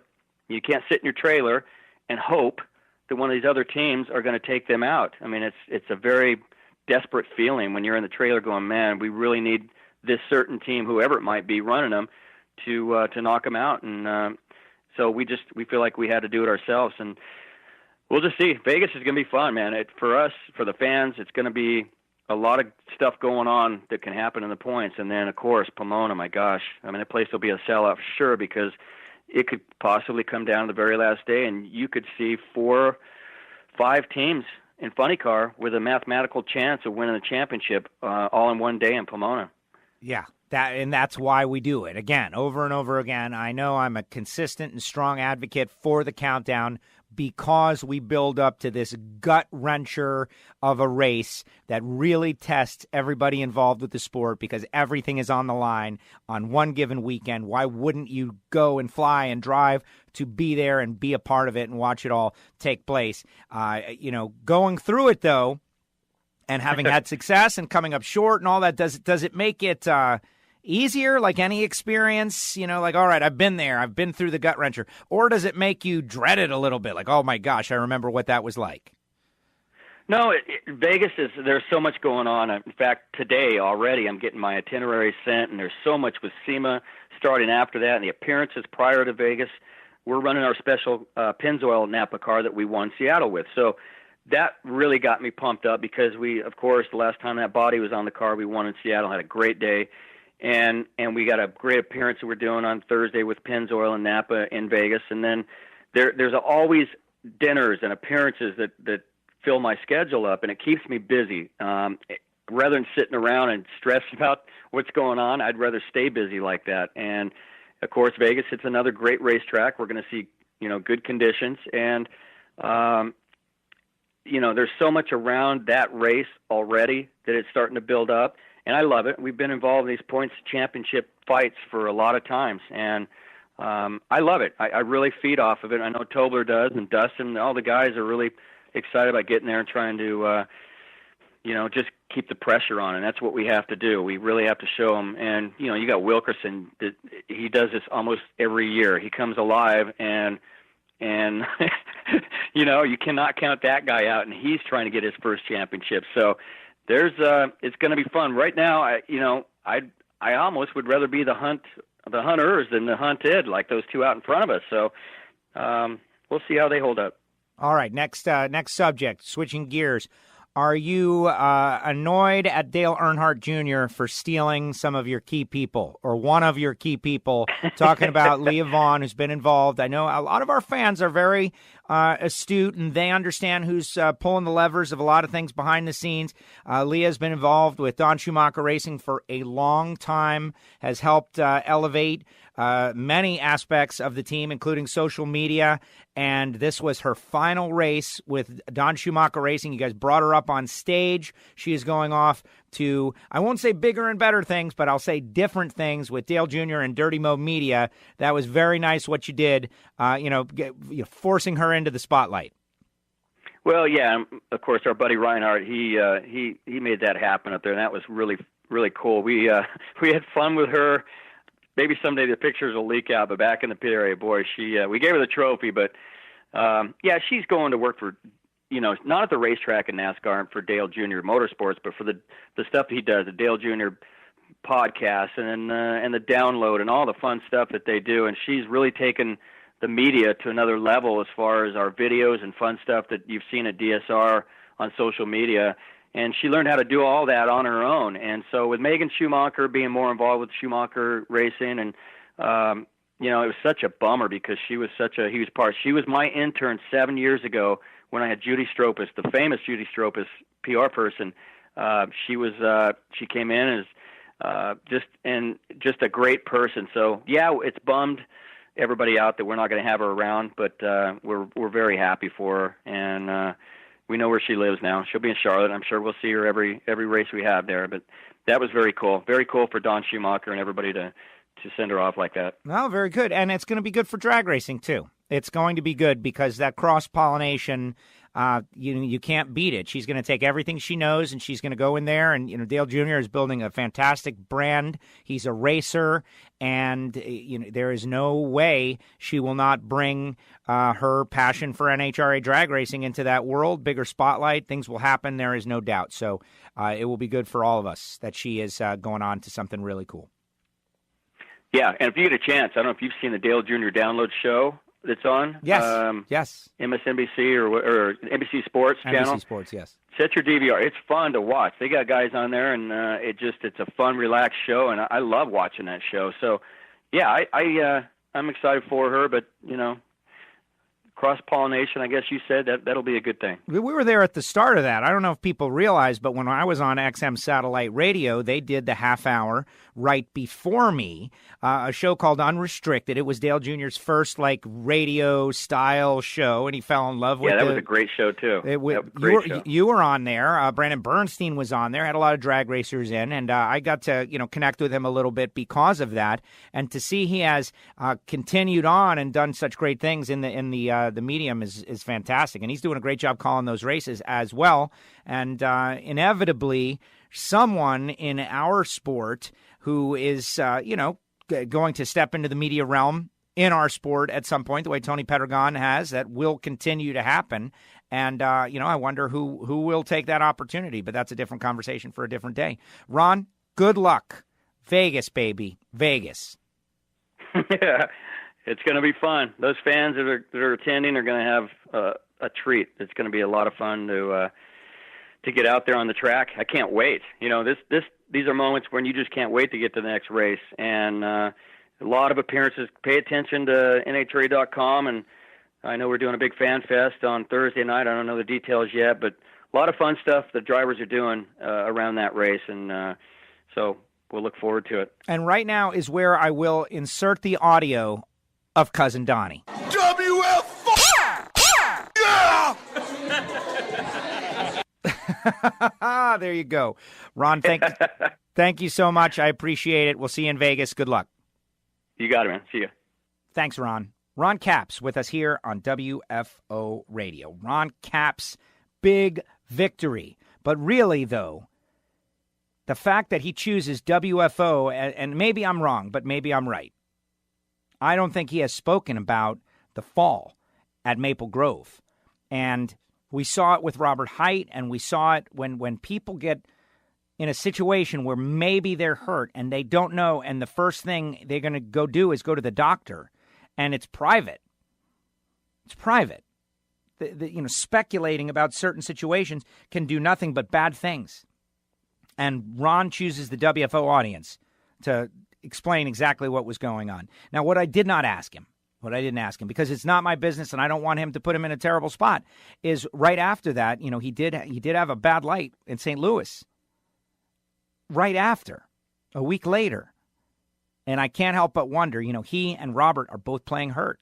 They're both playing hurt. Approved, but nicked. Not at 100%. But every sport, when you get to this time of the year, people might be a little dinged up. That's part of being tough. And that's why I love this sport, one of the reasons. Thanks to Ron for coming on the show. Congratulations to that team. Great job. But it's not over, obviously. They've got a Herculean challenge ahead of them because Robert and J.R. Todd have been just flat out awesome over the course of this season. Flat out awesome. All right, Steve Torrence is next. Steve, very, very dominant. And what he is doing, taking down Brittany Force in the final round to, in many ways, go through the champion from a year ago, just incredible. Incredible stuff. But right now I want to tell you about Frank Hawley's Drag Racing School and the Dragster Adventure. Frank and Lana Hawley, long-time supporters of WFO Radio. And I am hoping that at some point all of our listeners will go to the Dragster Adventure and experience what it's like to drive a dragster, because it is fun. It is fun. And it's, courses start at $399. You can go to frankhawley.com for the experience, like for what you're getting. That is an incredible value. It is so great that you can go out there and do that. In fact, one of my great friends is trying to tell me, I should go drive exotic cars for just about the same price. And I'm thinking I would love to drive a dragster is what I would like to do. Go to frankhawley.com. Go to Dragster Adventure, booking dates, and you will see exactly what they've got going on for 2019. And some of the classes are already sold out. Those are Auto Club Dragway in Fontana, California in October, coming up not long from now. It's been an amazing year because people want this experience. Give them a call, 866-480-7223. And I say it all the time. That's what this is. It's an experience. And that's why it makes a great gift. You can get a gift certificate presented to your favorite adrenaline junkie, surprise them, and then they work it out, which one they want to go to, which one is close to where they're going to be or where they live. 130 miles per hour, 0 to 60 in 3 seconds. It's an amazing program, the Dragster Adventure, 866-480-7223. You better tell them you heard it on WFO, baby. It is the Dragster Adventure at frankhawley.com. Coming up, Steve Torrence after this. Hey, this is Ron Capps, and you're listening to WFO. Hey, racers and race fans, I want to tell you about the motorsports guys. Terry McMillan from Elkhart, Indiana, has got a new venture, and we want you to hit the website. They've got all kinds of great new parts, pieces, filters, oils on there, including Amelie's new Pro Racing 70 oil with Molly. It's used by many professional drag racers, including Terry McMillan, for larger turning curves and avoiding those drop cylinder moments. It saves bearings and crankshafts and provides more compression with better ring seal and less fuel in your oil. You can get it at motorsportsguys.com. We'll carry Amalie, they carry Wolf's Head Oil and Lubricants, Molly Filters, K&N Filters, All-Star Performance Racing, and high-performance parts from Motor State Distributing and Lane Automotive. It's going to be a one-stop shop. They're going to have it all. But most importantly, oil, Amalie, better than it has to be since 1903, available at motorsportsguys.com. Check it out. Bookmark it, motorsportsguys.com. Terry McMillan stepping up as a supporter of WFO Radio. Check them out, motorsportsguys.com. Hey, WFO Universe. Want something for free? Send a self-addressed stamped envelope with plenty of postage, and we'll load it up with free WFO stickers. That's right, I said free.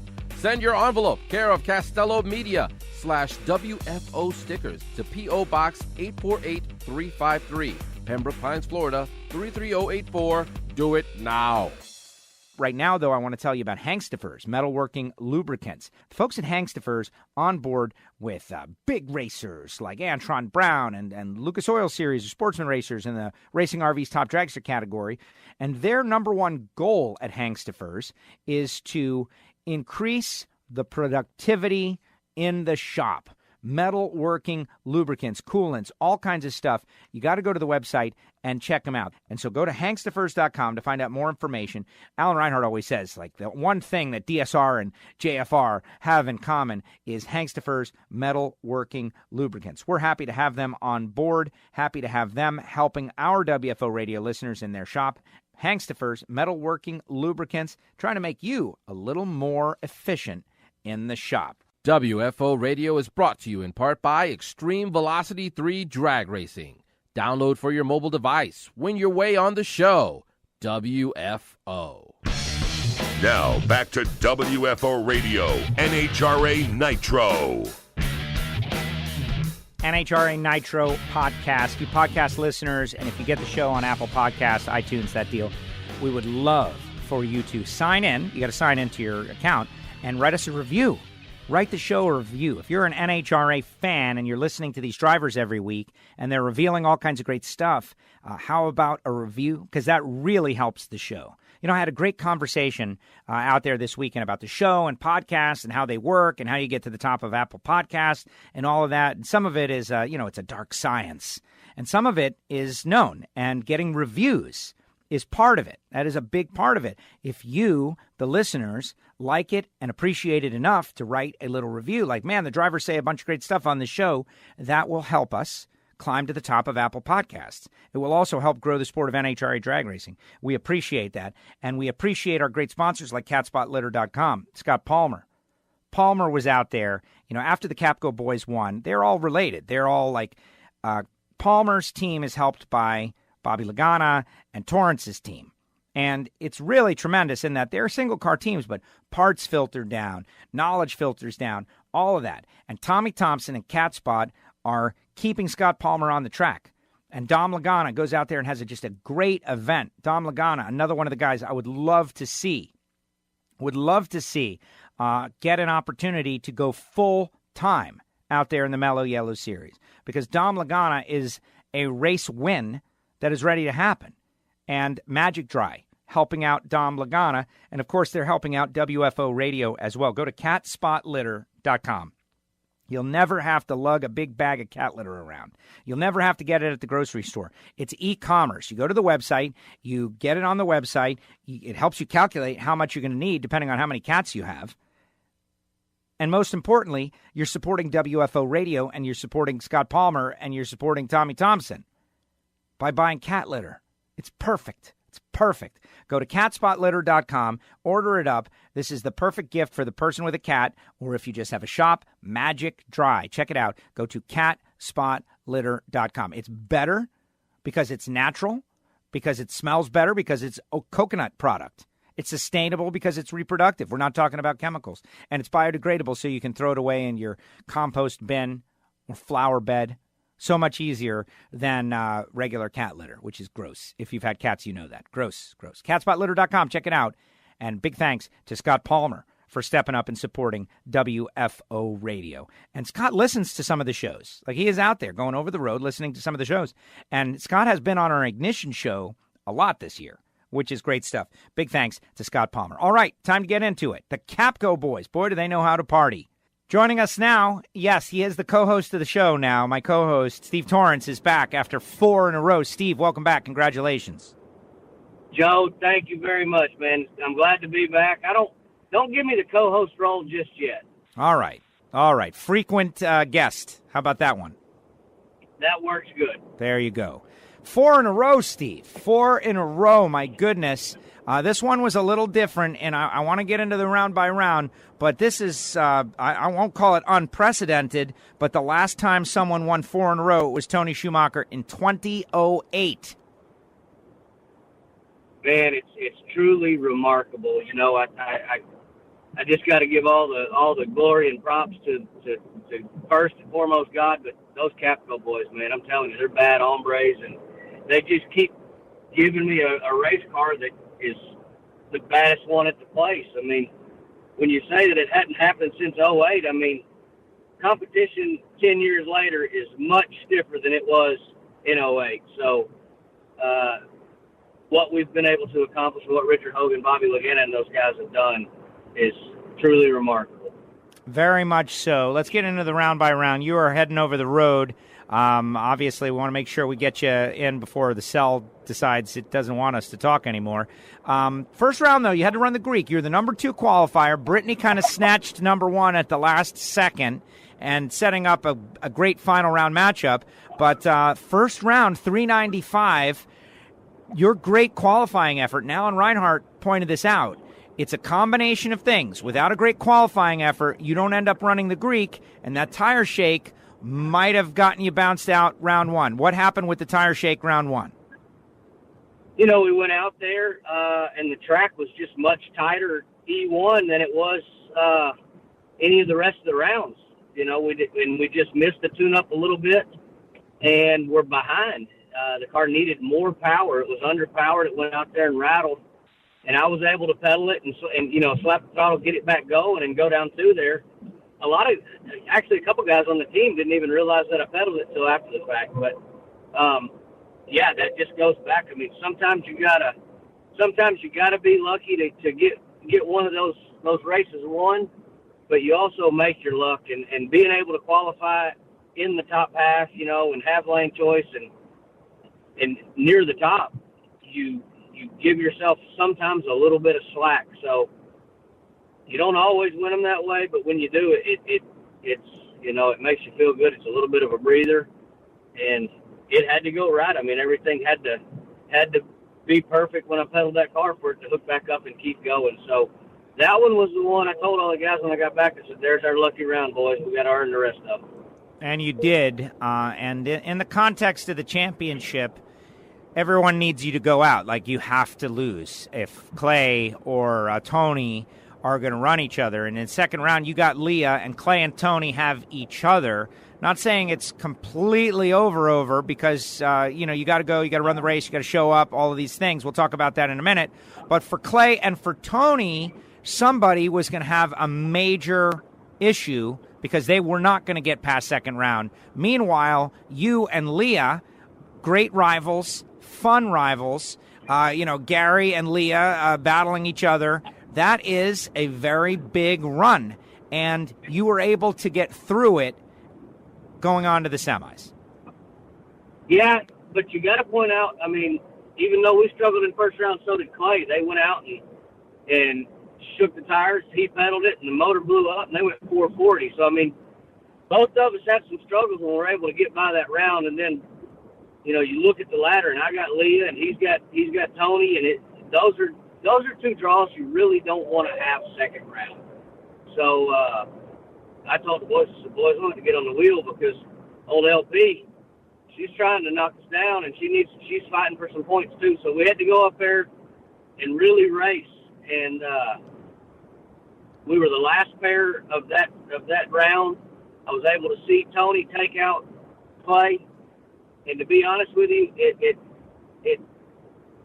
gave me a sense of relief for just an instant, and then you had the pressure of, we got to capitalize. The door is creaking open. We need to make make hay while the sun's shining, and that's what we're able to do. Yes, make the most of the opportunity that lies ahead, and you're able to go 047. That's the number that matters to me, is that when you really need it, you can reach down and get those 040 lights.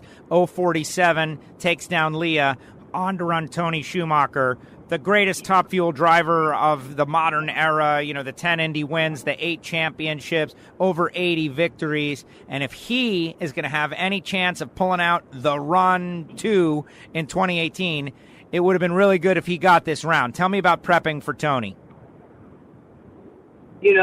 Honestly, Tony has so many accolades and credentials and everything to his name, but I don't get I don't get that feeling in my stomach of just anxiousness racing him as I do when I race Antron.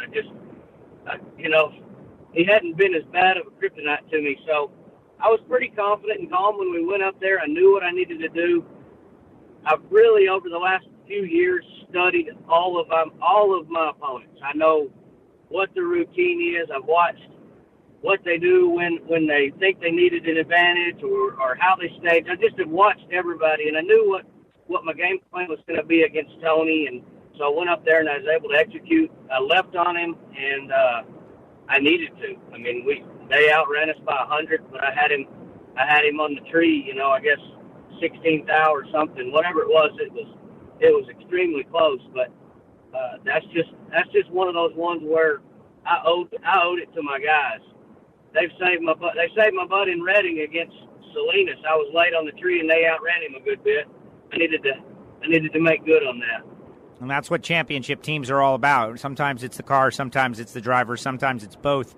17th out, your 049 to his 066. They outran you by 100, but you took the stripe and got the win. And that is a big deal. And I always think about that old Bruce Lee movie where you're climbing the tower, and when you get to the top, it gets tougher and tougher and tougher.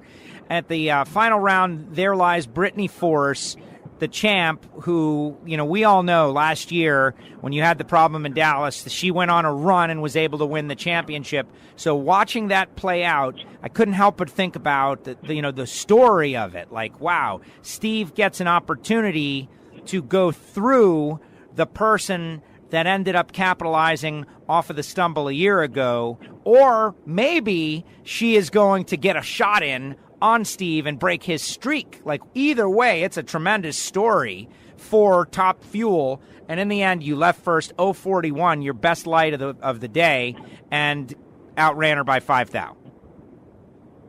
Going into that round, I was really confident. I knew that Richard had a really good race car for me. I knew that I had been on the tree the 2 rounds before, and as a driver, that just builds confidence. So going into the final, I'd looked at the sheet and I'd seen what she had been on the tree all day, and I knew what I had been, and I just needed to stay calm and go up there and do my job. And even though they had lane choice, they'd run a little quicker than us in the semis. I felt like I could take off and get there first, even if they did run a quicker ET.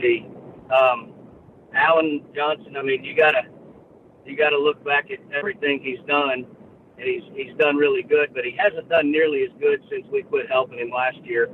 So, not helping him, just giving him our run data, I think that they've been out of the second round twice all season long. So I was more confident in my guys than I was in them. 169 points ahead of Clay Milliken, 210 ahead of Tony. I'm not bothering to do the math. There's 10 rounds remaining because the finals are points and a half.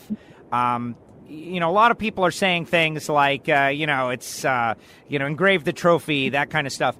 But the way I'm looking at it, you have the possibility of doing something that has never been done. Going to Vegas, going to Pomona, if you can stay on this streak, your guys are energized, you guys are feeling it. You just, you got to keep doing what you're doing. How are you looking at these next 2 races? I feel like a little bit of the pressure is off. Last race, Charlotte, that was a big moment. That was a big race. That being able to capitalize on Clay going out a little bit early really boosted our confidence and took some of the pressure off. I think that with being able to have, I don't know what it is, you said it's 169, so that's 8.5 rounds of lead, and there's 10 rounds of racing left. I don't know how all the math works out and everything, but we're going to do everything we can to try to go and just drive the nail in the coffin and win Vegas and win Pomona. You know, I'm not a fan of this BS point system they got. You know, for all intents and purposes, I mean, if we go out there and stump our toe at Vegas or Pomona and lose the championship, it's really difficult to explain to somebody how you won 9 races and the next best team won 2. So I've had to try to explain that to a lot of people last year about, you know, winning 8 races and then Brittany and some other drivers won 4, and how we didn't win the championship, you know, and you say, well, it's a playoff system, and it's followed up with, well, why does everybody get to compete if it's a playoff system, even if they didn't make the playoffs? So I don't know what kind of screwed up logic they got for that point system, but we're going to try to do everything we can to leave zero uncertainty of what we've been able to accomplish this year, you know, and just keep moving forward, be thankful, and I'm just really proud of the guys I got. You know, I actually, you and I have gone back and forth on this in a fun way, and I love the fact you're sticking to your guns even while you're perfect in the countdown. And you know, I think the logic is it would be over, right? I mean, I haven't done the math under the old system, but I kind of feel like you would this thing would be over, and we would not be having the excitement for the fans out there. Now, that having been said, I do understand what you're saying. When it's 9-2 or whatever it is in terms of wins, that makes perfect sense. But, you know, like the Patriots went to the Super Bowl. They were perfect. They lost. They didn't win the Super Bowl. So I see both sides of it, but you're making a compelling point. Then again, if you go out and sweep the countdown and become the only person, you'll love it. But let me illustrate this. They didn't get beat by the Browns in the Super Bowl, who had the, like, you know what I'm saying? Yes. They weren't playing football against people that didn't make the countdown. Right. And that is an excellent point. Excellent point. So, I mean, it's difficult to – that's a playoff system. You get eliminated when you lose. So you don't get to come back. This is kind of like buyback drag racing. Yes. You know? In many ways it is. Because people who are now mathematically out are still racing against you. Well, that, and then if you want to have a playoff, it should be no different than one race. You get to race the people that make the eliminations bracket. So if we're gonna do a playoff, let's just race one race. Interesting. Well, listen, 9 victories. You can't argue with that. And the 169-point lead over Clay, it is definitely worth debating. But you guys can certainly end like any debate by going out there, winning Vegas, and then going into Pomona without having to worry. We're just going to go try to, first and foremost, we got to go to Vegas and qualify, and then try to go as many rounds as we possibly can. Yeah, I think it is great. Now, I happened by your pit after it was all over, and I got to say, them Capco boys know how to celebrate. There was a pretty good party going on over there. Man, I'll tell you what, I hung out for a little bit and bailed out of there. I had to get back and go to work yesterday, but those guys, they definitely know how to party. Like I said, Sunday, I had a meeting with them on Saturday night, and I told them, I said, guys, take yourself out of this situation and look at what we as a team have been able to accomplish, and just enjoy it. Don't let this pass you by, and whatever happens, and then you just get in the moment. That is great. Steve, congratulations. 4 wins, 4 WFO interviews. You know, you can book a spot on the next show. You know what you got to do. Well, we're going to try to do everything we can.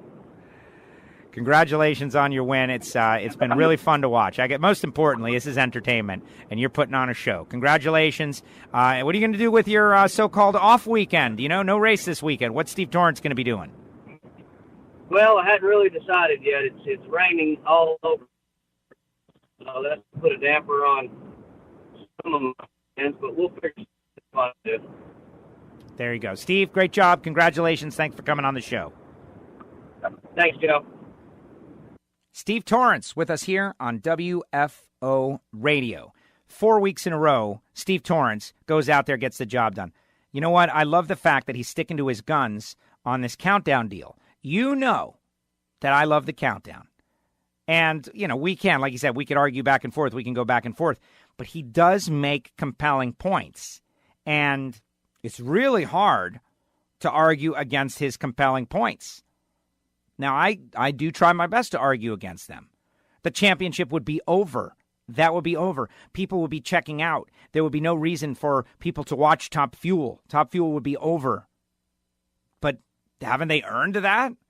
If you dominate the season so badly, 9 wins to 2 is the next. He's making a compelling argument. And the best way to make a compelling argument is to go out there and win. And he says that, you heard him.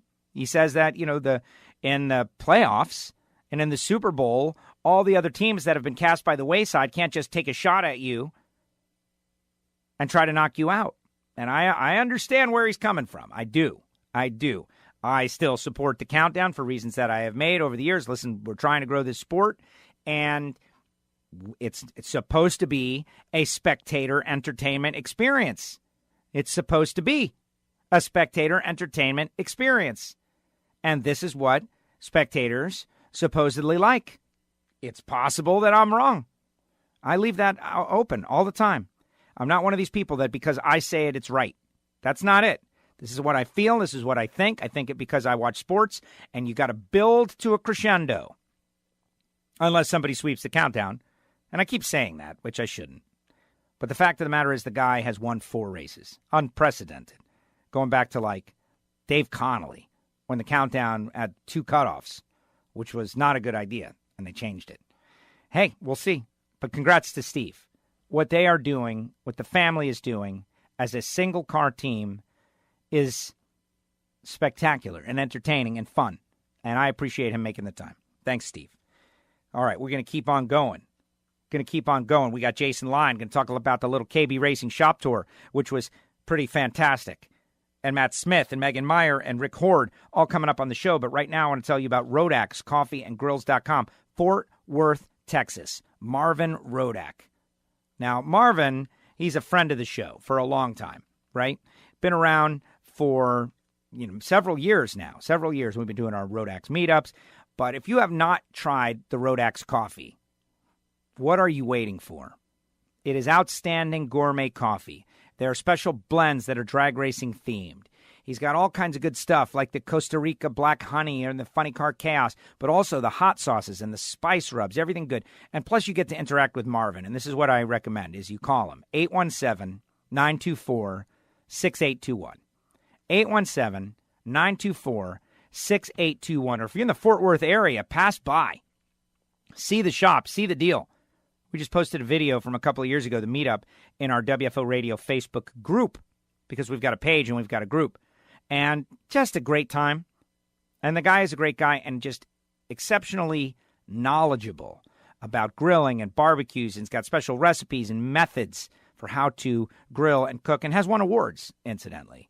But it's the coffee that gets you going. So check it out, 817-924-6821. That's Rodax, coffeeandgrills.com. Jason Line, next up. Everybody, listen carefully. Now you listen to me. Why do you listen? WFO, you guys are number one. Honest. Listen. But right now I want to tell you about new sponsor, audible.com/WFO Nitro. Audible.com/WFO Nitro. And you might be thinking, well, what is Audible.com? And the fact is, listen, you guys are listeners. You listen like me. People who like to listen to something while they're driving, while they're on a plane. Maybe it's not music. Sometimes you want your brain to be activated in a different way. And that's where Audible.com/WFO Nitro comes in. It's anytime, anywhere listening. You can listen to your books wherever you are with their free app at home, in the car, at the gym. You can even switch devices and you'll never lose your place. They've got the biggest selection ever. No one's got more listens than Audible. You don't like one? No questions asked. Return it means exchange is easy. Go to audible.com/WFO Nitro. That is our own link specifically for you WFO radio listeners. Go on there, get your free trial, and try it out, especially everybody that's in the NHRA that's traveling all over the place. Let's get an education together. Let's learn about stuff. And check out audible.com/WFO Nitro. And thank you very much to the folks at Audible for jumping on with our podcast. Download the WFO Radio app. It's sports radio for racing fans. Thank you. I appreciate it. The ultimate racing show, including WFO Radio NHRA Nitro, WFO Radio Ignition, the WFO Radio NASCAR Tailgate Party, news, videos, push notifications, and more. I just hope I'm part of it. Go to the App Store or Android Market. Search WFO Radio and download it now. Hussey Performance Copperhead Gaskets. You got to call David directly. 724-318-8292. Hussey Performance Copperhead Gaskets for you engine builders out there. These guys are supporting WFO. Check them out. It is husseyperformance.net. Now, back to WFO Radio, NHRA Nitro. We got winners from the Carolina Nationals, Matt Smith, Megan Meyer, Rick Hord, Jason Line is next. But right now I want to tell you about the School of Automotive Machinists and Technology, samtech.edu. This is a school, and if you are a relatively young person and you have yet to decide on your career and you're thinking, like, what am I going to do and what do I want to do, and I would love to pursue racing, but is that smart? And the answer is yes. CNC machinists are in demand. High-performance engine builders, in demand. Working in shops, in demand. They can't find enough people. They cannot find good quality people. They cannot find skilled, qualified people. Samtech puts you in the pipeline. They have connections with a lot of these race teams. They've already made the connections. You go to the school, you learn block, head, CNC programs, motorsport, EFI. They've got an Associate of Applied Science degree. Go to samtech.edu. Check it all out. Learn all about it. Call Brian Massengill and the team over there. Tell them you heard about it on WFO Radio. But if you're a young person, and I'm saying this because Samtech supports the show, but even if they didn't, I think this is a great idea because it is a skill that cannot be taken from you. And you'll be in an industry that isn't going anywhere. You're in the United States of America. Racing is a big deal. There's racing shops and teams, but there's also Boeing and all these places, aerospace industry, that are desperate for high-quality, skilled people. And so now is exactly the time to do something like chase your dream of being involved in racing or working in a machine shop or an engine shop. CNC machinists. I met a CNC machinist out there on the track walk this past weekend, and that is a skill you will always have. So go to samtech.edu, learn about it, inquire, give them a call, and be sure to tell them you heard about it on WFO Radio. It is just great stuff. Now it is time to get into it with our Pro Stock winner. Joining us now, he was the Pro Stock winner out there at zMAX, the Carolina Nationals, his 50th in the 50 years of Summit. Pretty big deal. Joining us now, first time back in a long time, Jason Line. Jason, welcome back. Yeah, thanks for pointing that out, Joe. Well, not to you, to the audience. Like, hey, man. Yeah. Get excited. Yep. He's back. He's back. I'm happy to be back, for sure. I'm happy to have you back. And you guys say it all the time. Greg says it all the time. You never know when your last victory is going to happen, and you got a little bit of a taste of that. And in the Winner's Circle celebration, you look like you enjoyed this one maybe more than most. I would say, I don't know what enjoyed, but certainly appreciated it more, for sure. So, yeah, it was really good. It was actually, I'm not an excitable guy per se, but I was excited and certainly appreciative to be back in the Winner's Circle because you don't know when the next one's going to come. It may never come again. So I enjoyed the moment with my family and our crew and team, and they did as well because it's been a tough road to get back there. 50 wins, milestones, any milestone. You get up against the milestone and things get more difficult. For whatever reason, we're seeing it with David Rampy. We saw it with Dan Fletcher. We saw it with you. 50, John Force. You know, when you get close to these big numbers, for whatever reason, things become a little more challenging. it seems. Yeah, no question. It absolutely does. Well, when you're young, things you don't think about it. You don't realize how difficult it is. You just kind of go do it. So as you get older, you become more aware of how hard things are. Plus, your life gets busy and more things to think about, and that's less time and focus that gets put on one particular thing. So something has to give, and sometimes unfortunately that's the thing. So anyway, it was fun to get back there, and I hope it doesn't take that long to get back there again. But let's talk about some of the things that happened on the road to this point, because I was just kind of thinking about you ran a different car this year. You swapped out of your own car because you wanted to go in a different direction, and I believe you told me break out of a box. If you always think inside of a certain parameter, you're always going to be in there, and so you wanted to go in a different direction. That was all this season. Now you're back in the blue car, and you're back winning races, and you're back running well. That is a pretty long road traveled. Yeah, no doubt, absolutely. So, and pro stock has changed for sure, and it's really difficult. We're working in a small box, so it's very difficult to separate yourself from everyone else. So, this year has really been about whoever does the best job, both engine tune-up and chassis tune-up wise, and then probably more importantly, the left foot. So my left foot isn't faster than Tanner's, that's for sure. So, but yesterday or Sunday we were able to get the best of them. So fun day. All right, let's talk a little bit about the round by round, which started off against a team car. Bo Butner, last year's champ, who is fighting and clawing to get a win before the season is over. Your car has been really coming around the past couple of races. You qualified 5th, he qualified 10th. You were qualified just, thousandths of a second apart from each other. That's how close Pro Stock is. But you were able to put up a 50 with a 3 and take down Bo.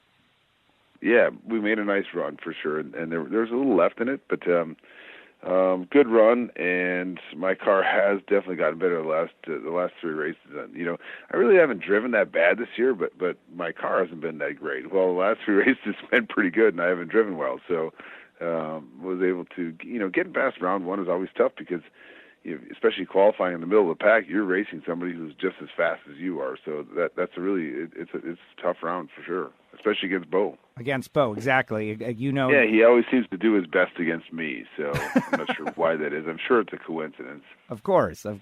Now, yeah. Why is that? I've heard many racers say something along the lines of, it's easy to drive well when you don't have a good car. Yeah, there's something about it that changes, I guess, when you have to be better than somebody else on the starting line. I'm not sure what that is, but you have no possibility of winning with the right foot, so you somehow focus more on the left one, I guess. So I don't know. It's not a coincidence for sure. Second round, Jeg Coughlin. Jeg is in a championship fight against Tanner, and there's all that extra stuff. Jeg's versus Summit. Jeg is a 5-time Pro Stock champ, 2 of the greats battling it out. So that is a race I think people would pay to see 4 out of 7 at any point. And you guys are both 20, and you outran him with a 51. Got to be very satisfying. Extremely satisfying. Jeg is tough, and he's it's a reason he's been champ so many times. He's tough, and obviously a battle of the mail order parts places, and the Summit's car, it needs to beat the yellow car. I feel a lot of pressure racing him always. So, and we're able to do it good enough and get the job done. So that felt good. The word pressure, we hear it thrown out there all the time. I don't like to. I kind of avoid it. I try to as best as I can, except when pointing out how I avoid it. But the folks from Summit are in the house. You got the 50 years of Summit. You haven't run in a while. You're in your hometown. You're up against this milestone. Like there's Jeg on the other side. You've got a good car. That's a lot to manage. In my mind, it was absolutely. Yeah, I was. I'd be lying if I said I didn't feel pressure. There's no doubt. And when you go on a losing streak, that's all anybody wants to talk about. So they they can't get enough of telling you how bad you are. So, and that bad breeds more bad. So to finally do something good, give yourself something good to feel about was that was a good feeling. I enjoyed it for sure. Negativity brings more negativity. Everyone's asking you about negative stuff. How can you possibly? It's got to be very challenging to fight through it to the positive. Yeah, for sure. It's tough, and I'm tired of losing, so it was really felt really good to do something about it. There you go. All right, so then you got to run Drew Skillman, who has been very quick, very fast, had a good car, and the bonus of having, in effect, 2 bye runs. He thought he was going to get a total freebie against Shane Tucker, but Shane did make it to the starting line, but didn't really get down the track, and then got to do a test run in the second round. So you're preparing for a guy who was the number 1 qualifier and got 2 free hits at the track. Yeah, Drew is he's definitely been tough on me as well. So to say I actually look forward to racing him, but I just get tired of racing him and having his light come on. So we always bet money, and we always bet $1, and he has taken a lot of bucks from me over the year. Let me tell you. So yeah, it was good. I'll be honest. When I looked over in high gear, I was actually a little bit surprised that I was ahead. So it was a good feeling. Yeah, you outran him by 2 hun, and you were off the starting line first as well. So is that like $2? Is there a separate bet for reaction time, or is it just on the win light? Yeah, we didn't talk about it because he normally is very happy-go-lucky, and he wasn't in the right mood, so I didn't mention it. So we'll let it go till next week. Very respectful of you. I noticed that down there. The whole winning, losing, between drivers etiquette is a thing for a different day, but there's a real something there. There is, and I think as time has gone on, we've all figured out how to give each other the right amount of space so that nobody gets slugged in the nose. So it's we definitely have kind of figured out the right balance there for sure. At least him and I have. There you go. Now, on the other side of the ladder, Tanner is storming through the field. Second round, an unbelievable, I don't know if you were able to see, but his car was out of control, crashing the whole way down against Alex Laughlin, and he somehow got it to the stripe first, thanks to a 006 reaction time and being able to get it down through there. And then against Erica, he's 008, so the kid's worst light over the past few weeks, I think, has been an 18 or something, just storming through the field. And now you got to run Tanner, someone who you helped. He has referred to you as, in many ways, a second dad to him, someone who tries to tell him the difference between right and wrong. These are things he's told me publicly. And if I'm messing up, Jason tells me, that kind of thing, and has a great respect for you. Now you got to run up against the kid in the final. Yeah, he's tough, and I don't know. I guess I'm not sure I wanted to race him in the final, but that's who was over there, and he came over and talked to me ahead of time, and he told me that how much he likes to race me, and he's he gets a bad rap. He's a good boy, really, and I enjoy the heck out of him, and he brings a little life to things, and people get down on him, upset because he complains and he acts like a little kid. Well, he is a kid, so he wants to win, so you can't knock the guy for that. And I don't know. I guess put yourself in his shoes. How would you behave if you were in his spot? And he wants to win, and I don't hold that against him at all. And he was at the Winner's Circle celebration, hanging out with Cody. Like, he does get a bad rap, and that's just the unfortunate negative of that. The camera lens and the internet is you only see small fractions of a personality. Well, you can love him or hate him, but he's relevant. He's made himself relevant by being fast, and the kid does a heck of a good job. You can't take that away from him, love him or hate him. So anyway, all I said to myself going up there is, I'm not a 00 guy. I'm just not, especially not right now. So I'm just going to be the best I can, which apparently that was 20. And when I left, I said, I got it as good as I'm capable of getting it. And again, looking over in high gear, I was a little surprised that I didn't see him over there. So and pretty dang happy about it as well. So I was as excited as I get. You were very excited. 0:20 reaction time to his 0:44. You ran a 53.1. You turn on the wind light, and then all of that stuff just breaks away. You've got your 50th. You win the Carolina Nationals. You get the job done with a win in the 50th year of Summit. Just all of that stuff now is gone. It's in the rearview mirror. You go down in history as a 50-time winner in the NHRA, which is exceptionally rare, a major milestone. It actually is, and I'm not a guy who really thinks about that stuff and looks at it, but someday I will. I'll look back on it, and when I was a kid, I dreamed of winning a national event. So to win 50 is I don't think about it really, but it's actually it's a heck of a thing, and I'm definitely very very humbled and honored that I got the chance to even do it. So it's been a heck of a ride, that's for sure. It's been fun, and I'm certainly grateful to all the folks that have helped me over the years. Hopefully many more to come. All right, I want to switch a couple of gears here while I got you, because I've got a whole season's worth of Jason Line-related questions built up. Like, for instance, okay. pro stock, there's all kinds of rumors about what's going to happen, but these are not really rumors. We're seeing these mountain motor cars out at the U.S. Nationals, and we're seeing, some test runs out there. People who watch NHRA All Access are seeing, these 800 cubic inch beasts going down the racetrack, 220 miles per hour. People are talking about what's next in pro stock. I'm not asking you to reveal any hidden plan, but I'm having a tough time understanding how these things are going to be made equal. Are you confident that can happen as someone with great experience and certainly vast knowledge of engines and chassis and otherwise? Is this something that can happen? I don't know the answer to that. I don't know. I suppose it can. I really don't know the answer to that, Joe. I'd be lying if I said one way or the other. I don't know. It's possible. Yeah. Okay. Anything's possible. So our mindsets are aligned then, because that's how I feel. I figured I was coming to you for some, calming wisdom. Yeah. You came to the wrong place. I don't have any right now.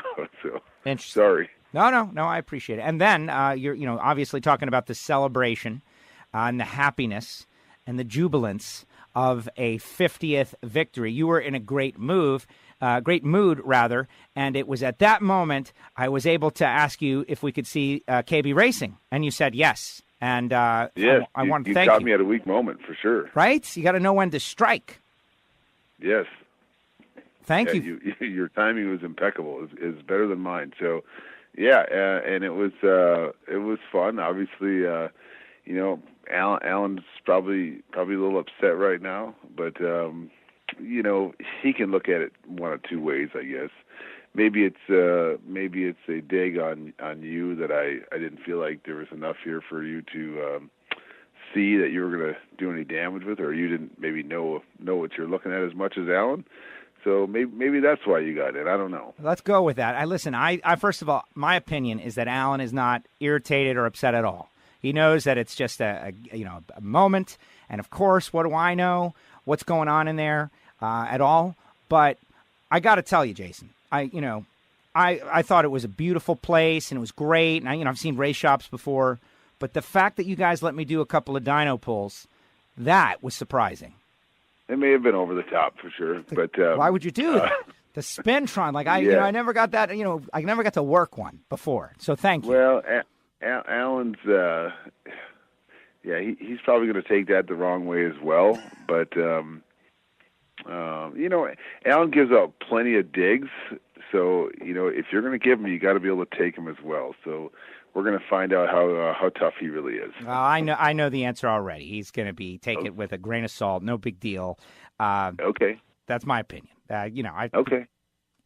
My opinion. But honestly, though, thank you for that. That was great. Me and Alone's had a good time. And I think it had to do with your timing and the timing of our flights. We flew out late on that given day. We had to kill the morning somehow. Yeah, that's true. Yep. What better way? What better? I can't think of a better way. I can't think of a life-altering experience, honestly. So 2 races remaining. Vegas, Pomona, and then 2018 will be over. You've got a car that can win again. So I'm sure you're going to win. I do. Yeah, absolutely. Well, I think bad breeds bad and good breeds good. So, who knows? I don't.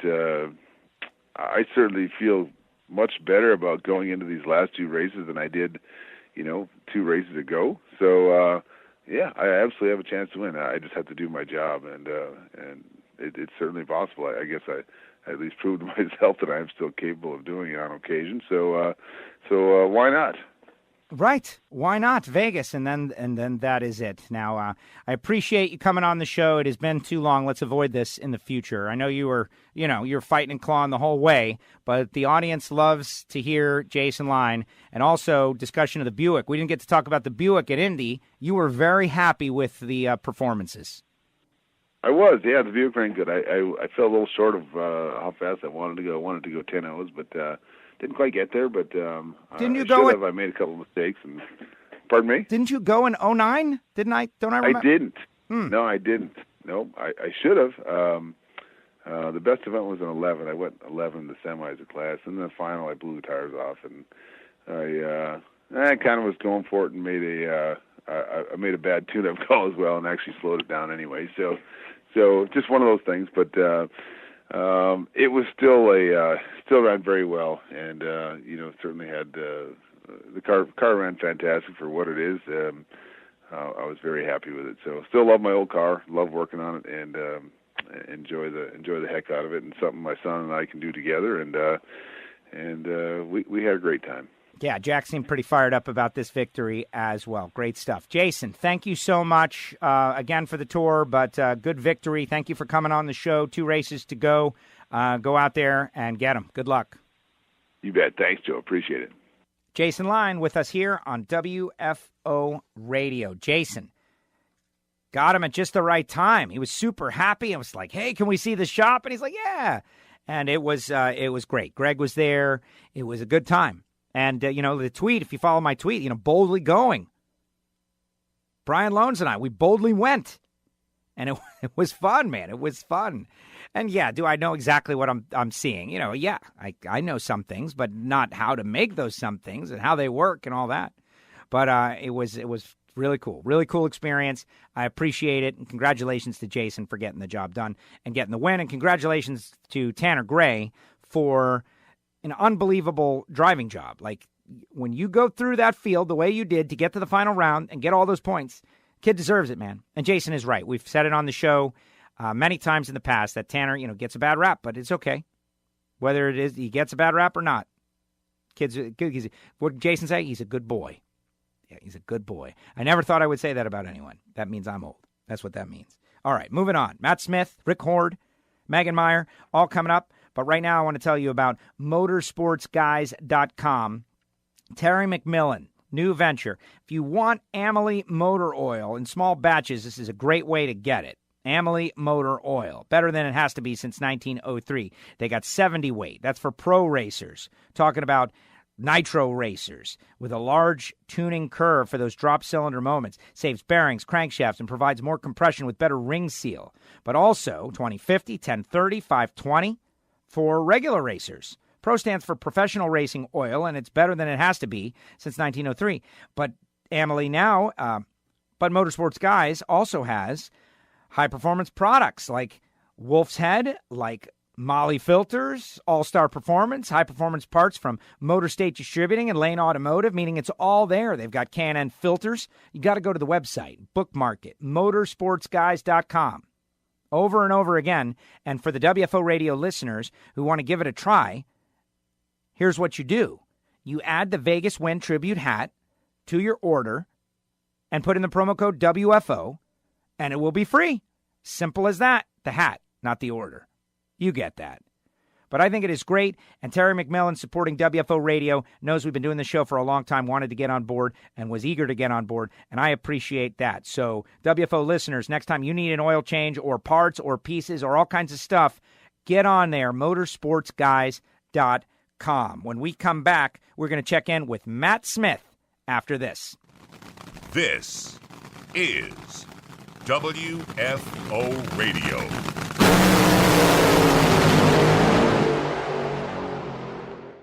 Frank Hawley's Drag Racing School. Whether you're a bracket racer who wants to get better or a thrill seeker looking to cross it off your bucket list, Frank Hawley's Drag Racing School can put you on the right track. Don't believe me? Tell him, Frank. No matter how little or how much experience you have, we've got a program for you. So if driving a dragster is on your bucket list, there's no better time than now. And if you'd like to be a pro, well, here's funny car champ, Jack Beckman. Hey, this is Jack Beckman. Long before I was Fast Jack, I was a bracket racer who went to the Frank Hawley School. The time I spent there was some of the most exciting, intense, and fulfilling moments ever in a race car. I feel the curriculum Frank developed greatly helped me win not only the Super Comp, but also the NHRA Nitro Funny Car Championship. Frank put me on the right track. What are you waiting for? Call them at 866-480-7223. That's 866-480-7223. Or visit frankhawley.com. Get fired up on the WFO line. WFO, Joe. 954-889-6796. It's been an absolute joy to be a drag racing fan. Go wide open, and your call may be used on the show. Or preface by saying I'm not a Kurt Busch fan or apologist. I don't know where Greg Anderson's ego is gone, but I know one person that's going to be a big-time villain in pro stock. That's 954-889-6796. That phone line is always WFO. CatSpotLitter.com. Got to check them out. And, of course, think about getting a cat. There's so many little kitties out there that need a home. They need a home. But it's the litter. No, now you've got CatSpotLitter.com. So check it out. Cat Spot Litter, new supporter of WFO Radio.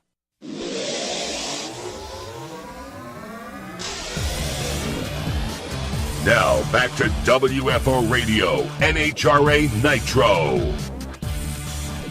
Going to keep on trucking here on WFO Radio. Have you downloaded the new WFO Radio app? You should. The app is good. You got to enable push notifications, but it is fun. You can listen all day long. It just goes to the next file and the next file, and you can hear all kinds of stuff like the Eric Almirola press conference and Ignition, which is a fantastic show. You should be listening all the time because it's great entertainment. And we got a lot of stuff going on. And, of course, the people who help us out here on WFO doing a great job as well, like Hangstifer's Metalworking Lubricants. Their next big trade show is PRI. And Tommy Johnson and Antron Brown and the Sackman brothers are all going to be there. They're going to have their Christmas tree out. They're going to have a lot of stuff. And I'm going to swing by as well. And so when we nail down the time, I'm going to make it a point to get over to the Hangstifer's booth. And we want everybody that's going to PRI to be there for this experience. It's going to be a lot of fun. Now, the folks at Hangstifer's, they do a great job helping you improve your efficiency in your metalworking shop.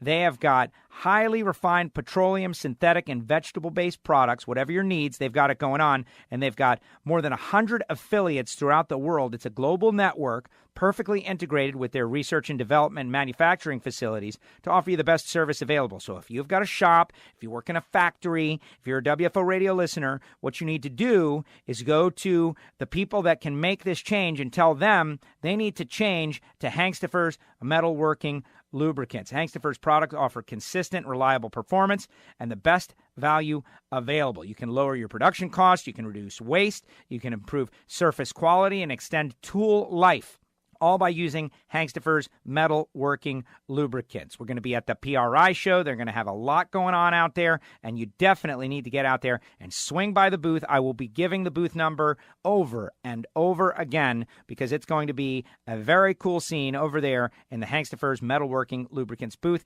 at PRI. And, of course, I am thrilled that they support WFO Radio. Excellent, excellent stuff. All right, next up, our Pro Stock Motorcycle winner. Joining us now, he is the points leader. He's retaken the points lead. He won the Carolina Nationals in Pro Stock Motorcycle, and it is a rabid battle between Matt Smith, Ellie Tonglet, Eddie Krawick, Jerry Savoy's in the mix. Matt Smith joins us now. Matt, congratulations. Thank you, Joe. Thanks for having me on. Huge victory for you, and this has been really cool in that we've had a different swap of the lead after every race in Pro Stock Motorcycle. That's what the fans want to see. Congratulations. Great job. Thanks. Yeah, it might be exciting for the fans, but it's nerve-wracking for us, us racers. We go up there to do the best we can, and, our main goal is to win races and win the championship. And, last time I was in this position, right after the St. Louis win, I lost first round at Dallas. I went up and I told myself, just let's maintain the points lead, and that's not what I need to do. I just need to go and turn win lights on and win rounds. Yeah, let's focus on that because you said it a couple of times, and I want to know, how this changes your approach. You said you were racing scared. You didn't want to lose the points lead. Like, oh my gosh, we've got it. We've got what we want. Kind of like, the prevent defense in football always seems to be a big mistake and ends up preventing the team that does it from winning because the other team marches right down the field. How does that work in drag racing? When you say, we got to hang on to the win, we got to, race, we're racing scared of losing the lead. What does that mean in terms of setup, in terms of aggressiveness on the tree? Like, where is something different? Yeah, I mean, that's basically, it's just the aggressiveness that you need to make your bike for each round. And going up and hitting the tree, as everybody knows, I mean, my bike bogged first round. I didn't get after it. I didn't want to spin the tire too much, at Dallas first round. And I was a little late on the tree because I didn't want a red light. I was just conservative. And that's kind of what I went up and, that's what I said. After that, I learned my lesson. Just not going to race scared. I went into Carolina and said, we're going after this just like we did at St. Louis. And, my worst light was a 28 all day long. So just have to go do that and make your bike perform. And, if you've got a good bike and you run within 200 to everybody and you do your job on the tree, you're going to go rounds. And that's what we got to do. Eddie Krawick was the number one qualifier, and he was on a mission. We had our points leaders on the other side of the ladder having to run each other. They were all clustered together. You ran Karen Stouffer again and able to get around Karen with an 0:13 reaction time and a 6:86. Kind of a large disparity between, Chip Ellis ran a 77, Eddie ran an 80 in qualifying. The gap between slowest and quickest is large again. Even the best bikes, round to round, there's kind of a big disparity between good and bad. Why is that happening? Well, I think if you look at it, qualifying, it was pretty tight, with the top 3 or 4 bikes. We were all within 300 or 400 of each other. Chip made that good pass, first round, he went a 77. But after that, he slowed up and went right back to where, everybody should have been, from, second round, third round was an 82 to an 86. And I just think he got after it. They got after it. I didn't get after it. I didn't want to go up there and push everything as hard as I knew I needed to. But I knew I needed to hit the tree, and that's what I did. I knew if I hit the tree, I would be okay, hopefully against Karen this time. And I did that, and we took the win light. But in the process, we had something happen on the motor, and we had a failure. So we had to come back and swap motors after the first round. And, didn't even get to start the motor up to go to second round. We just went up there blind. And it cranked up and, let it sit there and warm up a second, in the burnout before I did my burnout. And then we raced Scotty. Scotty was 044. You were a 005. So a similar situation there where, and we're seeing it in Pro Stock with Tanner Gray. If, you're 00 or 10 or 13, something like that, and put together a solid run that you're capable of, it's going to be very difficult to beat you. Yeah, and, Scotty's got a fast bike over there. That team is, been struggling a little bit, mid-season on, making good runs. But, Scotty's been on my team for 3 or 4 years before the last couple, and I know he can hit that tree, and so I knew I needed to go up there and do everything I could and get everything I had. Because I knew how important that second round was after seeing, LE go out first round and Junior go out first round. And we were the first pair up, so I didn't have to worry about anybody else but myself. Yeah, that's a big point you're making right there in that. LE, I don't know what happened. He told me it could have been me, could have been the bike. He had a 161. His 60-foot time was 111.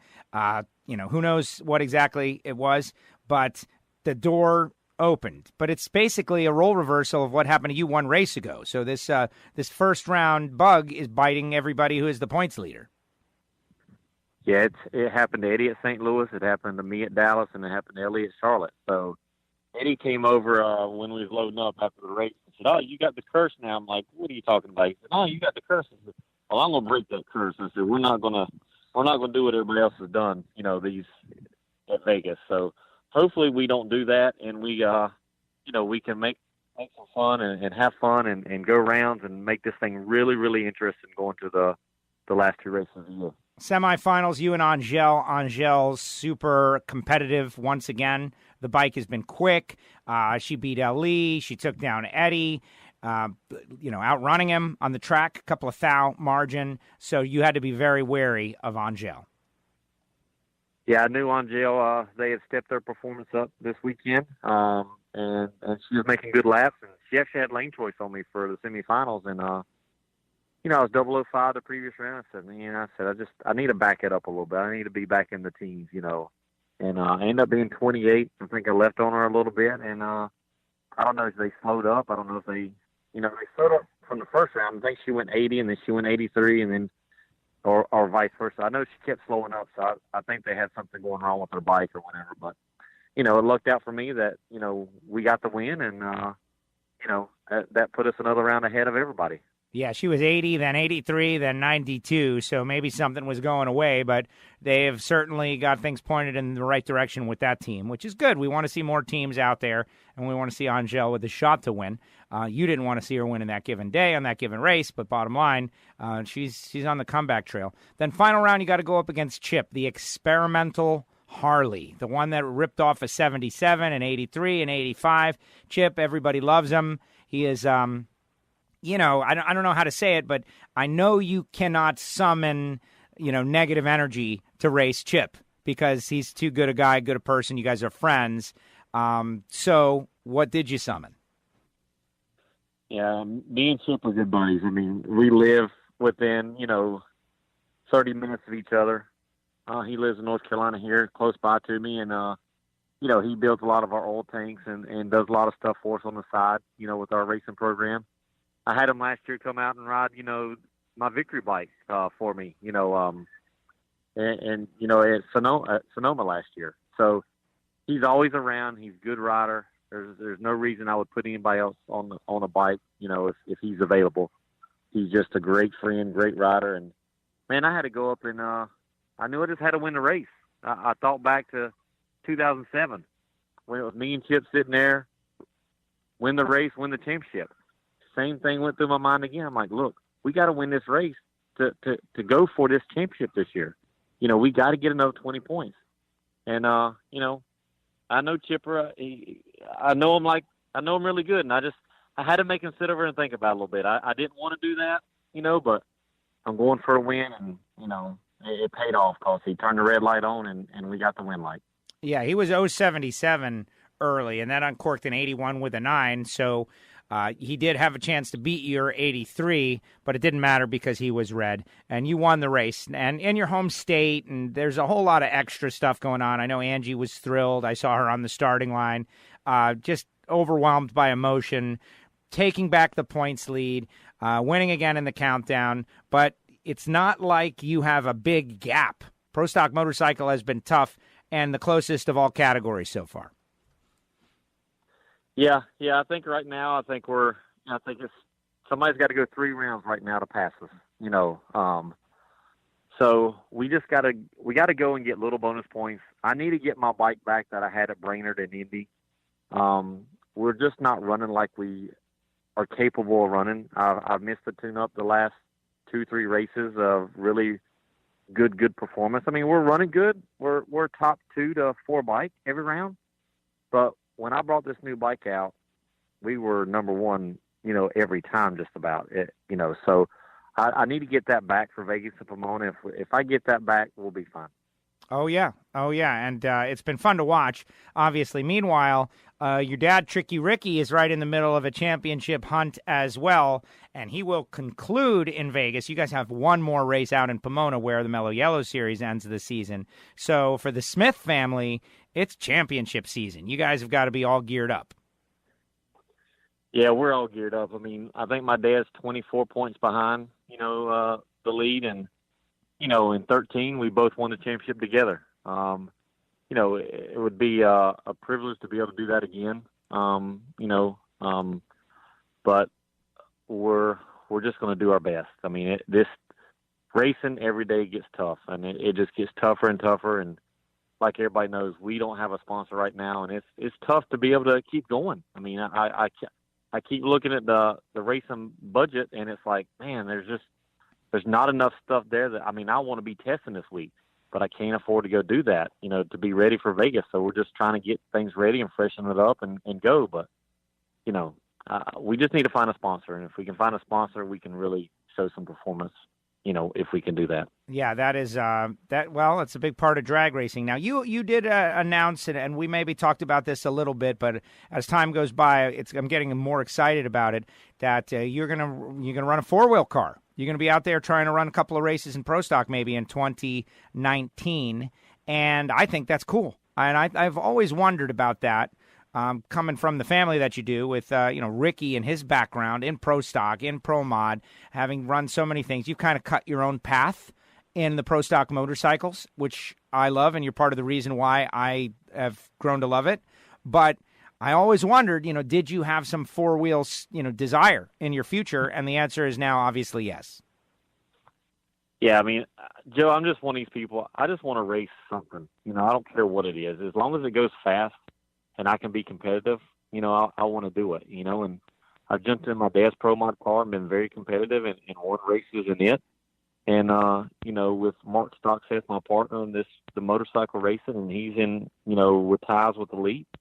They just work something out that where, we want to run some races next year, and the car counts are down in Pro Stock car a little bit, and, and Richard's got some extra cars and extra motors, and, so it's a pretty simple fix to put that together and go run for a very good team, because, they're a top-notch team, and whoever rents from them, they're always, in the top 10 or 12 in, qualifying. So anybody can win a race over there. No, I agree with that. But also, you got a whole fan base. I think you and Angie have your own fan base, people that follow you and appreciate what you guys are doing. Husband and wife team out there in Pro Stock Motorcycle. It will be neat to see you guys do that. And I would imagine you're going to do that at the races that the Pro Stock Motorcycles don't run. Is that, or have you not worked that out yet? Yeah, it's going to be at the races that motorcycles don't run, because in NHRA, as a pro driver, you can't run two professional categories. They stopped that years ago with people running top fuel funny car, having one of each car. So the four professional categories, top fuel funny car, Pro Stock car, and Pro Stock bike. If you run one of those categories, you can't run another professional one. I can run Pro Stock bike and Pro Mod, just like Erica runs Pro Stock car and Pro Mod now. You can do that because Pro Mod is a sportsman series in NHRA. So that's the only way I can do it, for next year. Interesting. So we're going to be seeing more of Matt Smith in 2019, which is a good thing. That is great. Matt, congratulations. 41 up on L.E. Tonglet, 56 up on Eddie Krawick. They're going to be coming on strong these next two races. You're going to try to avoid the curse, like Eddie called it. The person who wins this race loses first round the following race. You got a shot to break it. I wish you luck. Thank you for coming on WFO Radio and sharing some details about the victory with us. Thank you, Joe. Thanks for having me, and it's a pleasure being on your show. Thank you so much. Good luck, Matt. Thank you, Joe. Matt Smith with us here on WFO Radio, and this is going to go right down to the wire, because L.E. Tonglet, despite what he said to me, it might have been me, might have been the bike, I'm thinking it was some sort of issue, because everything was off. Reaction time off, 60-foot off, speed and ET off. Something was up. And L.E. is like, yeah, it might have been me, it might have been the bike. At least that's what he said to me, which I thought that was great. He, Eddie Krawick, Matt Smith, they're going to battle right down to the wire. 2 races remaining, 1.5 points at the Auto Club Finals. Great battle. That's what it's all about. A great battle. That's why we're doing this exercise. Big thanks to Matt for coming on the show. Now, Megan Meyer, Rick Hord, going to be next up on the show, and my time at the tail end of the program, we're going to tell you a little bit about KB Racing and all the cool stuff that we're going on out there. But right now, I want to tell you about audible.com/WFO Nitro. Start your free trial. You guys like to listen. You can listen to other things, too. Like, once you've decided that listening is the way you do your entertainment deal, audible.com/WFO Nitro is for you. Audiobooks are a great sidekick for fall activities, whatever it may be. Listening's a better way to binge content while you're doing things that you love, whether sitting on a plane like you love it or walking in the woods, whatever it happens to be. Go to audible.com/WFO Nitro to start your 30-day trial, plus your first audiobook is free. Go to audible.com/WFO Nitro. Your books are yours to keep. You can go back and re-listen anytime, even if you cancel your membership. Wow, that's cool. Audible members get a credit every month for a good audiobook in their store. Regardless of price, any unused credits roll over to the next month. If you don't like your audiobook, you can exchange it. It's a no-brainer, really. Go to audible.com/WFO Nitro. Start your free 30-day trial. And in between episodes of WFO Radio, you can check out audible.com/WFO Nitro. When we come back, we're going to check in with top alcohol dragster winner Megan Meyer. She's going to tell us something new. And Rick Hord, 30 years between Wallies, picks up one in the E3 Sparkplugs Pro Modified Series. It ain't just wide open, it's WFO.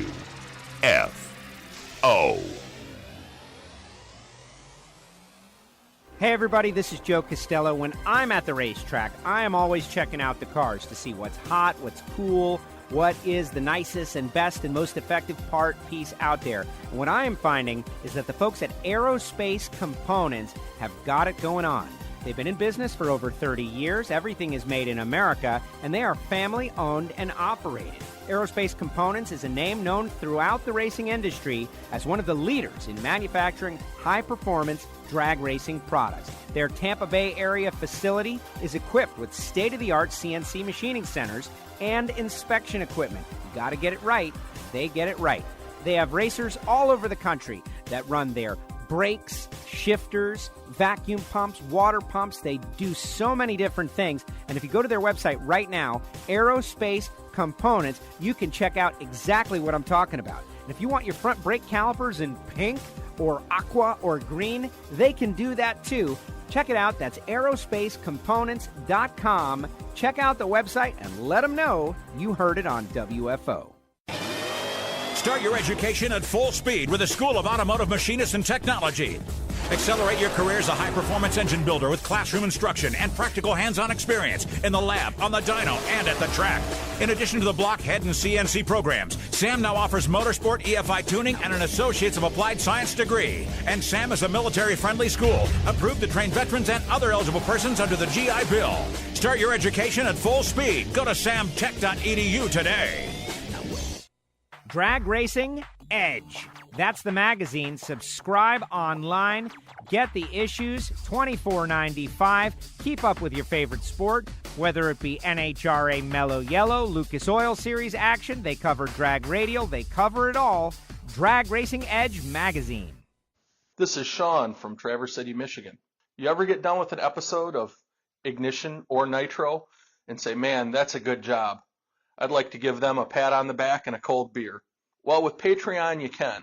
So send that drink down to Gio and Joe. Now, back to WFO Radio, NHRA Nitro. Final segment, NHRA Nitro, WFO Radio. If you are interested in going to Homestead Miami Speedway for Ford Championship Weekend, I highly recommend you listen to the Ignition podcast from the past couple of weeks, because we have free tickets for Friday, Saturday, and Sunday of Ford Championship Weekend. So if you find yourself in the Miami area for the NASCAR season finale, you're going to want to listen to the Ignition show and find out how you can get a hold of those tickets. Just saying. And maybe if our NHRA drag racing fans are interested in coming down and watching the NASCAR season finale at one of the coolest tracks on the tour. Just saying. Also, other news.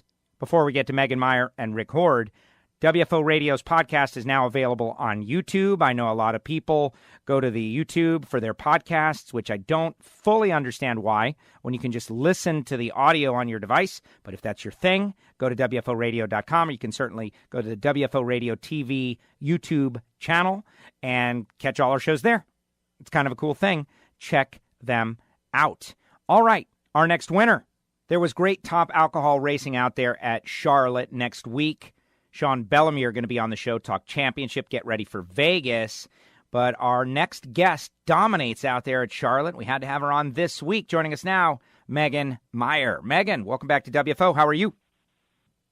I'm great. Thanks for having me back, Joe. Yes. Yeah. Wow. What is it about you and Charlotte that you just kind of own the place lately? I'm not sure because, my dad never had that much luck there. So I don't know what he's doing a little bit different for when I drive, but it's fine with me. Yeah. He's maybe, a little extra insight being on the track surface instead of in the car, like overseeing you. Mm-hmm. Yeah, and last year was probably the best year that we've had for our team as a whole. So with him outside of the car, I'm not saying that he's a bad driver or anything, but we do really well having him tune both cars and then also having all of our other guys there to double check and just make sure everything is right and ready to go before we get on the track. You got a great team. You got Danny Pomponio, Adrian, and your dad, of course. And that's what every great team needs is good people. And for whatever reason, success seems to bring more success when you go to a place like that. And the last time you were there, it was the big NGK 4-Wide Nationals. You were kind of flying the NGK colors for the first time in 2018 in a big way. Had to perform and did perform. So when you rolled in the gate, I'm sure you remembered all of that. Oh, yeah. You never forget that. And yeah, it was just a perfect weekend being there for the 4-Wides and for us to get the win for NGK as being one of the first drivers that they sponsor more than just as a product sponsor. And then also to have Don O'Neill there win in Top Sportsman as one of their drivers as well. So it was a perfect weekend for all of us and for NGK, and they had a lot of corporate people, customers out there. So we all went out to dinner afterwards and had a blast. And so to return in the fall, there wasn't as many NGK people at the track, but they still had their suite and customers up there and everything. So Don and I went up there to entertain and inform some of the new guys of what goes on at the drag races. And unfortunately, he went out early, but I was able to get the win again for them. Wow, I think it's funny that Don O'Neill is like, even when he's not here, he's ever present. Don O'Neill. Love the guy, obviously. He was very bummed out. He had like the quintessential 50-cent part failure defeat in Top Sportsman, which is a bit of a bummer. Let's talk about your effort, starting off eliminations against Tiffany Janik. And so a couple of lady racers battling it out. And, in the sport now, girls driving is no big deal. But I wonder, when your competition is another lady, does that make any difference in your mind? No, it doesn't. But, it was the first time that I had to run Tiffany. So I was just, just had to kind of go over her routine and see how she did her stuff, and especially with her being a blower car was different than ours. So, but no, it doesn't really mess with me mentally if I'm racing a male or female. I always would like to race the girls because that's just awesome, just seeing two girls battle it out, and then also to have a girl win the race. And so, so they're a great family, the Janiks, and we see them at the races all the time. And so it was about due for us to come up against each other. Exactly. On to round two, where you ended up going up against Tom Fox Jr., and he was deep red. And I'm wondering, did that catch your eye? The car was clearly running great. You ran a 20 in the first round. Second round, you ran a 27, but had a reaction time of 1:16. That makes sense if your opponent is 3:47 early. Right, and yeah, it did kind of distract me for a little bit. It was just a strange thing, you don't expect that at all. So you wonder if you're just that late or if he left early. And I did see the red light on his side come on, and and, of course, going down the track, saw the wind light on my side. So I knew what happened after I had left the starting line. But yeah, it is. And I didn't get the chance to talk to him afterwards to see what distracted him or if he just got real anxious and red lit, because I've been there and I did that even earlier this year in Brainerd. So I know exactly what happens and how much it hurts to go out like that also. But yeah, I think even if he didn't red light, that we probably would have got the win because we still had the best car out there all weekend. Yes, you guys had a dominant car. And just looking at the Final Four, you, Justin, Joey, Troy. So the leaders in the points are all represented. Sean Cowie had a second round out against Justin. And so that was kind of a shocker, but it opens the door in the points for Joey.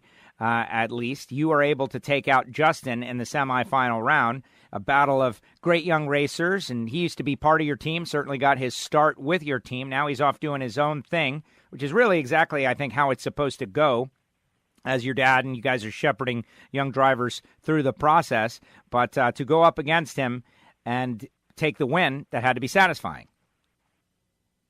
It was, to be honest.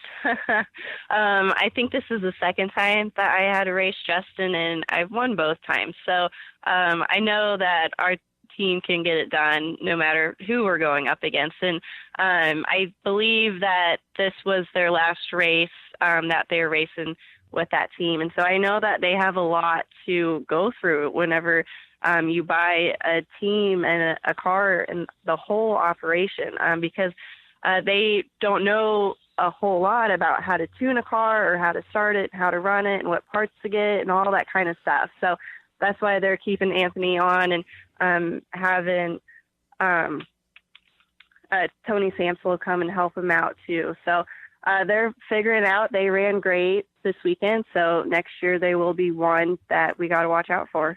And you're right in the middle of this championship fight in that you're running against people. This was your final claiming race, so you had to max it out. Mm-hmm. And Sean's ahead of you, Joey's ahead of you, Troy is in the mix and around you, and very interesting how that is all shaping up. But now in the semifinals, you get by Justin and you go into the final round. Joey has a big monster matchup. Troy Coughlin still had a shot until that run, which pretty much. According to the people that tell me, give me the insight on points, feel like Troy needed to run the table. So Joey gets around Troy, you get around Justin. Now you got to run Joey in the final round, and all of a sudden, Sean Cowie is your biggest fan. Yes. Yeah. And I have raced against Joey quite a bit. So for us to win against him again was really satisfying, even though we did both struggle that run. But, yeah, I did look at the points. So now Joey's in second and I'm in third. So it really helped me to max out this weekend. I had to replace a first-round loss. So I got the most points possible, and I was able to jump ahead in front of TJ and Josh Hart to get into third. Well, that's a big deal. Top three is always a big deal. And you mentioned the final round. You did both, have to hustle it down through there. You were a 542 at 218. He's a 554 at 206. And the ability to do that, that's a lot of races are won and lost, being able to recover like that. And you guys were able to do it. Yes, and it's funny. It always seems like we usually run our worst weekend or worst run of the weekend in the final rounds. And so that happened again for us. And I shared a GoPro video yesterday of it, so the listeners can go and look that up on our YouTube channel. But from my perspective, I knew that Joey, he got the starting line first, and with him being a blower car, they usually do. So I saw him out front, and then I kind of see him getting a little bit further and further away. And I'm thinking to myself, oh, no, we're going to lose this. I'm going to get second. And then about half track, all of a sudden, he just flies behind me, and I get ahead. And then about half a second later, I have problems. And what I felt was that the car died. The dash was still on, so I knew it wasn't really an electrical problem, but I still had my foot on the gas. I hadn't done anything wrong from my job, but the car, it just died, and I was just coasting, sitting there, and I didn't hear Joey, and so I had just a little bit of time just to get across the finish line first, and we got it, and yeah, we had no idea what had broke at first. We thought it might have been the crank, and that it probably threw all the rods out and all this stuff, but then as soon as we got back to the trailer, after we did the winter circle pictures and all that, the guy spun it over, and the motor was fine. So we found out that it was in the rear end. Something in there broke, and so the motor just revved way up, and it just couldn't go anywhere. Wow. And just like that. So, catching a break, kind of, but that's what this sport is all about. Like, you got there first, period, end of story. Low ET, top speed, won the race, and sweeping Charlotte in 2018. That's a pretty good season, the way I see it. It is. It was the perfect way to end my season. There's really no other way that you would want to end your last race of the year. And unfortunately, we did hurt some parts, so it'll cost us. But a win's a win, and I'm happy about it, and the team is happy about it. And a rear end is easy to replace for us. We've got spares, so we've already threw a new one in for the regional race this weekend in St. Louis. Okay, so you're going to be out there in St. Louis, and is that can you claim that race? Like, where are you in terms of gaining and replacing season-wide? And it's basically St. Louis and Vegas, Pomona. So what is available for you to do? I will only be at St. Louis driving. I'll be out west, but I won't be driving. So for me to clinch the regional championship, I'll have to replace the second round, which is the semifinals. And Dean Dubbin is behind me. We were tied for first place until the last race, which was in Great Bend, and I've won that. I had to beat him in the final round to win that race. So I was able to get a few points ahead of him. So I believe he has to go into the finals to get past me. So as long as I can get to the finals and beat him there, I will clinch the championship. But my sister has some other plans for us because she is third in points. So she wants me and Dean to both go out first round and for her to win the race, and then that gives her the chance to go out to Vegas, and if she can get the most amount of points there, she believes that she can get the championship. Wow.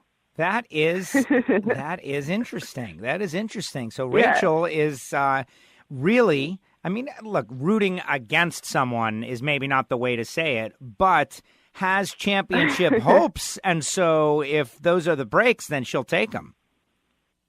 Yes, definitely. And this will be her first one out of the region, so she can still go to Vegas and claim another regional race outside of Central Region. Wow. Okay. So, and you, of course, if that happens, you'll be out there, working on her car, trying to help her beat you, right? Yeah, exactly. Exactly. It's like, she would even be driving my car, too. So. That is crazy and cool at the same time. Obviously, you want to win the regional championship, but she wants to win the regional championship. She helps you. You help her. That's it's cool all at the same time. It is. And it was really cool that we got the chance to race each other earlier this summer in Tulsa in the final round. And I got the win by just a few thousandths. So this has been a really great year for both of us in the regional series. And so even if she does pass me up or one of us finishes second, we'll still be very happy with the results. Yes, but when I first met you two out in Kansas a couple of years ago at the media day, and you were just kind of both getting started, getting behind the wheel. And I sensed that while you guys are great sisters and you are each other's like best pals and all that, there is an intense competitive rivalry with the drag racing, as there should be, right? Everybody wants to beat everybody in drag racing. That's the point. But under the same roof, how intense is this? I'd say intense is saying it lightly. We are very intensely competitive with each other, but that's just how we've always been growing up. We started racing junior dragsters at the same age, and so we always did everything together. We always traveled together, and even when my parents stopped taking us because they were out doing their own thing and we had to go by ourselves, it was still us helping each other. But then as soon as we got on the track, it was just straight up competition. And it was funny because whenever we would race junior dragsters, we'd have her go out first because we'd be in the same age group. So she'd be out in the first pair. I'd start her up, set her idle, and then run back, jump in my car, have someone else's parents start my car. Then we'd run the races like that. So it was a lot of fun growing up and doing it on our own. But it has made us very competitive with each other. Which is great. No, that's great. That's a good story, and I like it. The idea that she could end up racing and tying or beating you guys, in the same car that you are racing, like that is an interesting subplot. We'll just have to wait and see how it goes. But, of course, good luck this weekend out there in St. Louis, and we wish you the best to go get that championship by all means. And then that's it. You're done for 2018 as a driver, which has got to also be a bit of a bummer. It is, but I've got hunting season coming up, so I'm ready to be home on the weekend so I can get a deer this winter. Oh, there you go. Okay. So what about, and maybe this is too early to ask this question, first of all, there's SEMA, there's PRI. Are you going to be at any of those? And what are your plans for the 2019 season? I know this was a very busy one for Randy Meyer Racing. You guys were all over the place and ran many events. What are things looking like for 2019? Or do we need to stay tuned for some sort of announcement? Yeah, this year was pretty crazy for us. I believe we are doing 28 total races between national and regionals and having up to 7 or 8 different drivers. So next year we want to calm down a little bit with that. I am sticking with the same schedule that I ran this year for next year, as NGK signed on for 2 years with me. So I'll be running all the same races next year that I did this year. We are unsure what Julie and Rachel are going to do. They're both still going to be racing, but as far as how many races they'll do, we don't know yet. And then I don't know if we'll be adding any other drivers onto our team for next year. We have been talking to a few other people, so nothing is final yet, but we still have a lot of time to figure that out. Yes. But I will be at SEMA and PRI, and I guess this will be the first announcement that we will have my car on display at SEMA's show in the NGK booth. So that'll be exciting. That has always been a dream of mine, to have a car in SEMA's show. So I'm really excited to that, but also I'm going to be really stressed out with all the people coming around that want to touch everything and all that stuff. So what? Okay, it'll be a fun week. That's hysterical that you're stressing that somebody in the show might touch and break something. Yeah. Right? Good. That sounds like my father. Every time we go to a car show, he's like much more concerned with the lifespan of the car than the entertaining the folks. But hey, that's going to be a good opportunity. Many people pass through that SEMA show. Yep, and I've been going to SEMA for a couple years now, so it'll be really awesome to add my name onto the list as having a car there at the show for people to come look at and take some pictures. Oh, great stuff. Megan, congratulations on this great win, sweeping Charlotte. That is a very big deal. You've had a really solid season. I wish you good luck in your regional championship. But right there, sitting third in the points nationally, or world points, really, that is a big deal also. Congratulations. Thank you for coming on WFO Radio. Thank you, Joe. Megan Meyer with us here on WFO Radio. Great win. She's going to be out there at SEMA. She's going to be in the NGK booth. You heard it first on WFO Radio. You've heard a lot of firsts on the show the past couple of weeks, and this is why you should share the show and tell your friends and share it on your social media stuff and retweet it and all that stuff, because your friends need to know this stuff too. Don't hoard the information. Speaking of hoard, Moving on from top alcohol dragster, we got to get into it with the E3 Sparkplugs Pro Modified Series winner. He is an NHRA veteran going way back, goes out there, gets the win from the number one qualifying position. He's also a Florida guy. Joining us now, Rick Hord. Rick, welcome to WFO Radio. First time, how are you? Great, Joe. Pleasure to be here. I'm sure you've won your way on the show. That's kind of our hook, right? People win their way on. And you have jumped back into the sport of NHRA drag racing with the Pro Modified Series after a little vacancy or time away a few years ago. And now you're back in the winner's circle after just a tremendous day. Quick, fast, but most importantly, consistent. Congratulations. Thank you very much.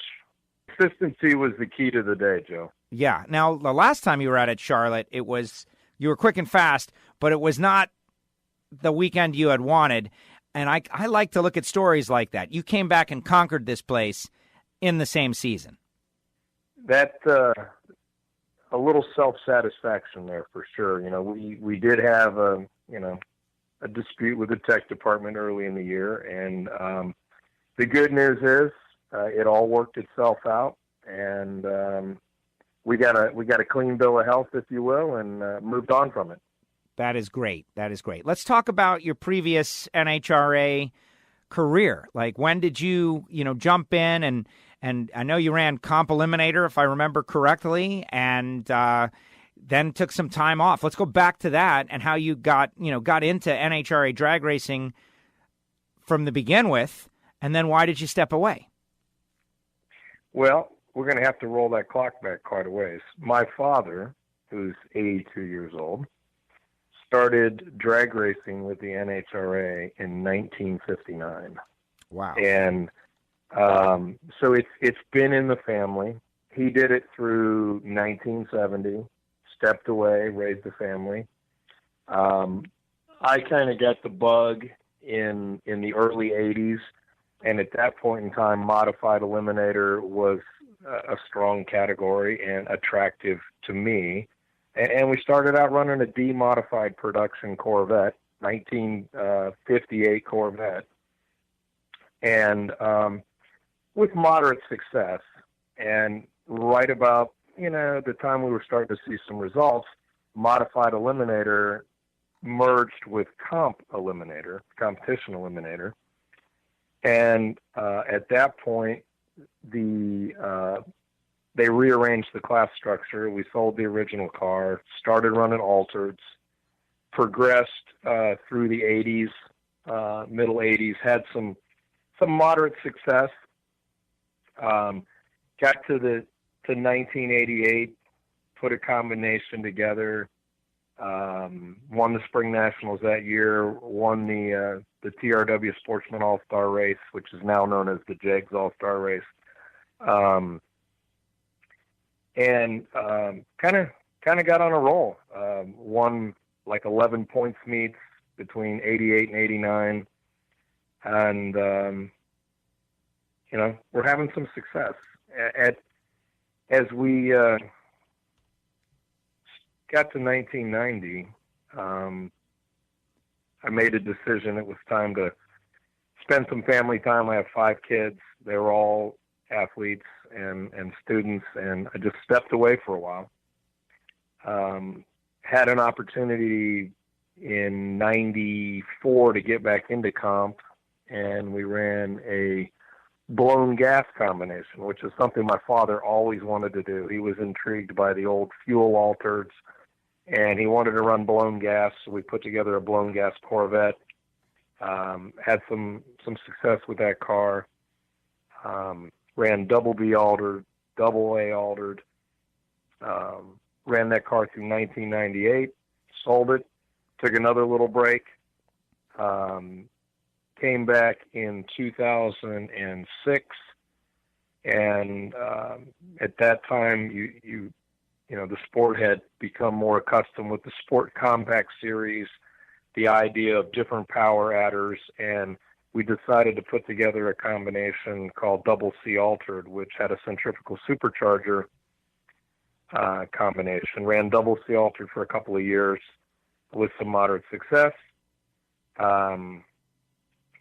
we get to 2012, and at that point, I really just had run comp for a long time, had enjoyed it, but was looking to do something different. Sold that combination off. I said, I want to run Pro Mod. And so we spent 2013, 2014 putting together a Jerry Haas combination that we ran in PDRA, 8th Mile, Outlaw, different opportunities, kind of cutting our teeth a little bit. Fast forwarding to 2017, I wanted to run NHRA Pro Mod. So I reached out to the real Pro Mod guys. I said, how do we make this happen? They told me the procedures that we needed to go through. And we find ourselves in early 2018 with the current car. And fast forward, we're now a contender. Absolutely. Wow, what a great story. And I think there's a lot to be learned for people out there, that it's a process, that you really can't just go and flip a switch and buy some stuff and go do it, that you went through a kind of warming into this process to jump into the Pro Mods. Now, why turbo cars, Rick? As a supercharger guy going way back, why did you decide that the turbo is the combination you wanted to run? Was it just interest, or was there a reason? I know your engine builder does a great job, and they are one of the best in the business, the extreme racing engine guys. Why did you decide turbo was where you wanted to be? Well, I think it was intrigue. We had done the supercharged combinations, and, a friend of mine who was helping me at the time with the double C altered car said, man, you ought to try turbos. You ought to just do something different. And that kind of stuck in the back of my mind. And I made a decision to go down that road. When we first got into the program, we were not with the Extreme Racing Engine team, Carl Sr., Carl Jr. We were kind of doing it on our own and running some outlaw events and some PDRA races. And I was at an event one day, and the Stevens, Carl Sr., Carl Jr., they were running Pro Extreme, which is an unlimited category with the turbos. And I just watched these guys, and I'm like, I was impressed by the way they handled things. And I approached them and I said, guys, we're wanting to learn the ropes here. We're wanting to advance our program. Would you help us? And they took me in and they said, sure, we'll help you. And it's turned out to be a great marriage. Wow, that is super cool. And I love the story. Let's talk about your eliminations round, where you're the number one qualifier. This was the quickest field ever. It was incredibly exciting right through qualifying, as any race will be when you've got way more great quality cars than you do have qualifying spots. You find yourself round one, you got to go up against Bob Ram, who is very, very tough. And you're 047 off the starting line, so driver doing his job as well. Run a 71 with an 8 to start the eliminations process. Now running all rounds of eliminations on Sunday, I think has been really good for the category, but also challenging on the crews. You were able to get by that round, and as any racer, I'm sure, a sigh of relief getting through first round. First round is definitely a sigh of relief. Once I feel like in our program, once you get that momentum that's generated on first round, we seem to do very well. We go multiple rounds, and certainly a good feeling to get past round one. And Justin Bond was your round two opponent. He's coming in off a final round, and that car is a known killer as a turbo car. And so you guys have to prep for that turbo versus turbo. Did you, what was the preparation for round two against Justin? Well, I think we got to go back to that word consistency. When we entered the day, I felt like, let me back up. I felt like early in the season, if we go back to Bristol, we go back to Richmond, we look at those events where we were also fast in performance and qualifying, I felt like we beat ourselves in elimination. We reached down for too much. And our strategy at Charlotte was we don't need to go with 66 to win. We need to try to go 470s. And that was the goal all day long, and be good on the light, be good on the starting line. And that was the game plan. Let's just try to go a 70. Let's be solid on the tree. And if it's our day, it'll happen. Semifinals, Mike Bealey, another turbo car. You really were battling turbo versus turbo all weekend long, with exception of Bob Ram, first round. Bealey got a quick and fast car. He had a 1:37 reaction time. Whenever I see that, I can't help but wonder, did something unusual happen on the starting line, like flicker a bulb or anything, long tree, short tree, something like that? You went a 71 with a 3. That consistency you're talking about, 258 miles per hour, so big speed for you. But Mike was a little late, and you were able to get the best of him. Yeah, I mean, once again, we had the consistency. You know, that flickering of the light, I've been bitten by that snake. I don't know if that happened to Mike. I was heavily focused on my side of the tree, but it does happen. And, you know, good competitor. You know, we knew we needed to be on our game. And then on to the finals. Talk about a challenge. Sidney Frigo, who has been exceptionally quick and fast, the number 3 qualifier. So number 1 ends up against number 3. Sidney got through Khaled Al-Belushi, got through Tricky Ricky, got through Jeremy Ray, the most recent first-time winner, and then he's got you in the final round. Tell me about the discussion prior to your race against Sidney. Well, at that point in the event, our good old hot rod was, it was smoking a little, as evidenced by anyone who's seen the video. And the thought process there was, give us one more round. And fortunately, it stepped up. It went a 70. We figured Sidney was going to go a 69. He'd been a 69 in the round prior. And you know, I was just trying to do my job. Well, you were off the starting line first, 078 to his 086. You went a 70 with a 6 at 257. So, you know, come on, baby, hold together. It held together. Sidney didn't get down quite as well as he had the rest of the day with a 595.2 at 253. And so I always like to ask about this moment because it had been a while. When was your last NHRA national event win before this past weekend? 1988. Okay. So all that, moderate success playing around, but you had not broken through for an event. 1988, 30 years since you had seen that win light on the wall after a final round. When that thing popped on, what did it feel like?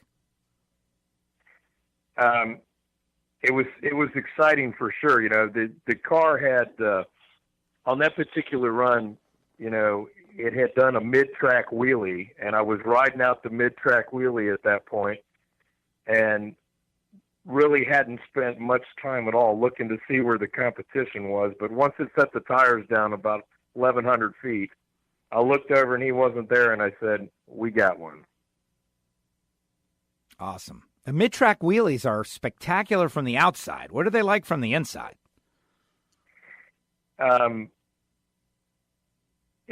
It's certainly the best way for me to describe that is you have to make a decision how long you're going to ride it. And my strategy is real simple. If it's going straight, we're going to stay in the throttle. As soon as it starts to make a little bit of a move, we're out of the throttle.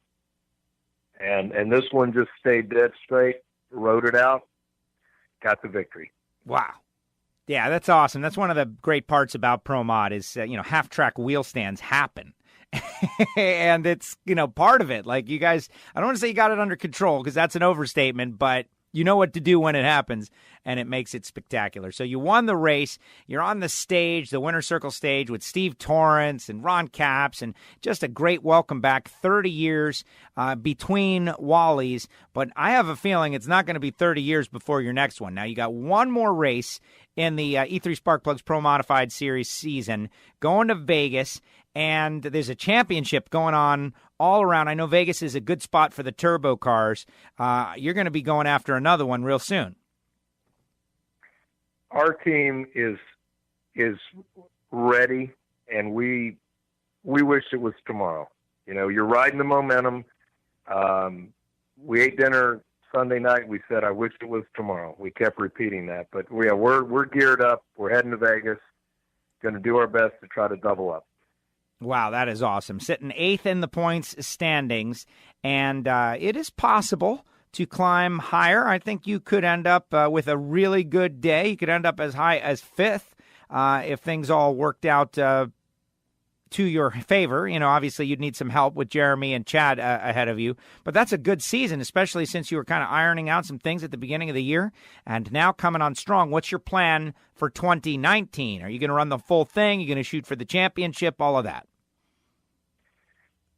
I think the game plan is 100% what you just said. We're planning to run an entire season next year. We're planning to run for the championship. And the key to that is back to that word consistency. When you look at the guys that are ahead of us in the points, they don't have any DNQs. You know, they're getting 1 or 2 rounds under their belt at every event, and that's the secret. And we did not have that early in the season. We had 3 DNQs, and we missed a race. So we consider ourselves blessed to even be in the top 10. But given the point that we're at in the season, we'd love the opportunity to move up in the standings. Wow.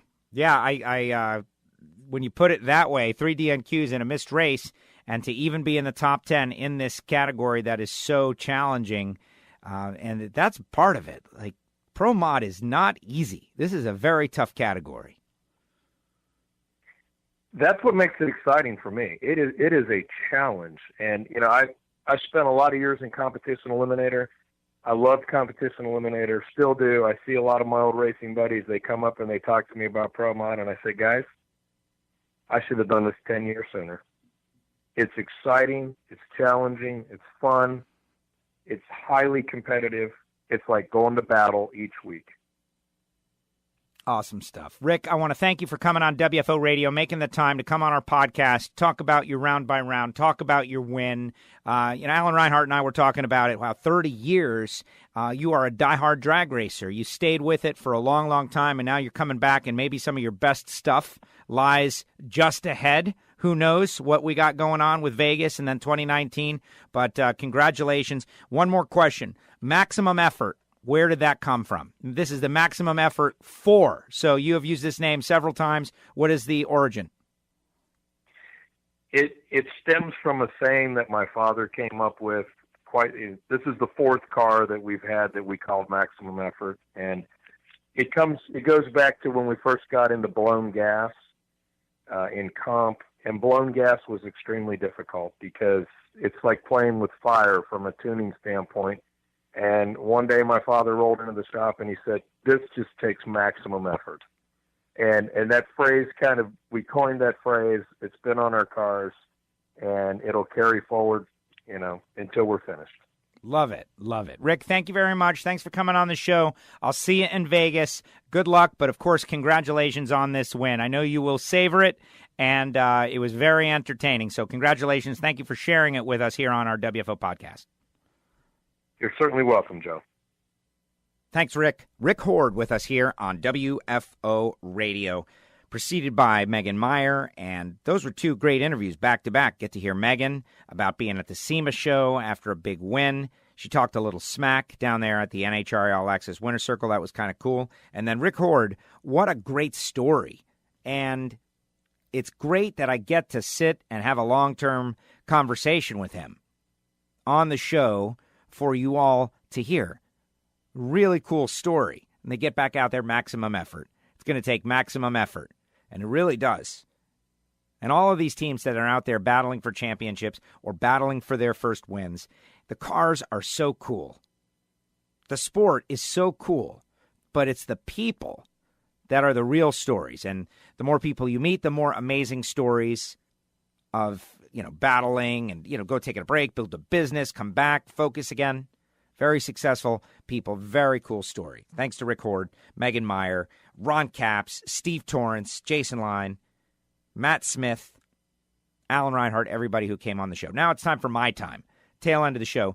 And I had a great time at KB Racing. KB Racing was awesome. I was thrilled to get to see behind the scenes. There's a little joke going on between Jason and Alan Reinhart. They won't let him in. That's the gag, at least. And so the bottom line is I got to see the place. I was thrilled. It's a race car shop. It's a race car shop that's really nice. But it's the people that make the operation. And for my money, it was cool. Like, wow, a pro stock team runs out of here. Like, these guys are working. Their job is a pro stock team. I thought that was super cool, especially coming in off a victory. So everybody had that great stuff. And speaking of pro stock, if you have been listening to the program and you watched the U.S. Nationals and you have NHRA All Access, you know that they have been looking at the possibility of integrating Mountain Motor Pro Stocks into regular 500 cubic inch Pro Stock through some sort of equalization similar to Pro Mod. That's been the discussion. That's what they wanted to do. They were actively working and pursuing methods and means to do that for the purpose of increasing the car count in Pro Stock, because there's a lot of people like me who love Pro Stock. How many are there? What is it? What's the group? Is it huge? Does it make a big difference? We don't know. But they were trying to build the car count in Pro Stock, and now here is the breaking news. NHRA confirms Mountain Motors now not an option for Pro Stock. Citing the expense of bringing the two different styles of Pro Stock together means it won't happen, according to Ned Walliser, NHRA's Vice President of Competition. Mountain Motor will not be integrated into the current Pro Stock category. But there is an opportunity for potential exhibitions down the road that could be as early as 2019, says Ned Walliser, VP of Competition for the NHRA, who is a very nice man and a good guy.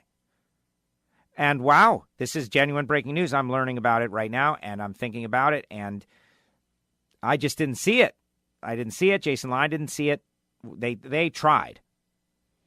And the things are too fast. We're talking about 300 cubic inches.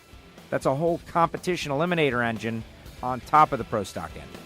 And so that's not going to be the savior, which, got to give them credit for giving the old college try. But they did a lot of things to the car, and it just didn't work. Go to competitionplus.com to read the rest of the story. Very interesting stuff. Hey, not every idea you come up with is going to work out, especially when we're dealing with these machines. After all, it is a competition eliminator engine on top of a 500 cubic inch engine. These Mountain Motor cars. At 220 miles per hour. So very different than Pro Stock as we know it. But I give them credit for trying, for thinking about it. And that brings us to the tail end of the show. All right, everybody. I appreciate you listening. Thank you so much. WFO Ignition coming out later on in the week. We'll have more information, and perhaps you want to go to the Homestead Miami Speedway. Got to listen to WFO Ignition to find out the very complex and complicated way you get those tickets. That's going to do it. We'll see you next time right here on WFO Radio. WFO! The views and opinions of the hosts, guests, or callers do not necessarily reflect that of the station ownership, advertisers, or agencies. I love WFO Radio.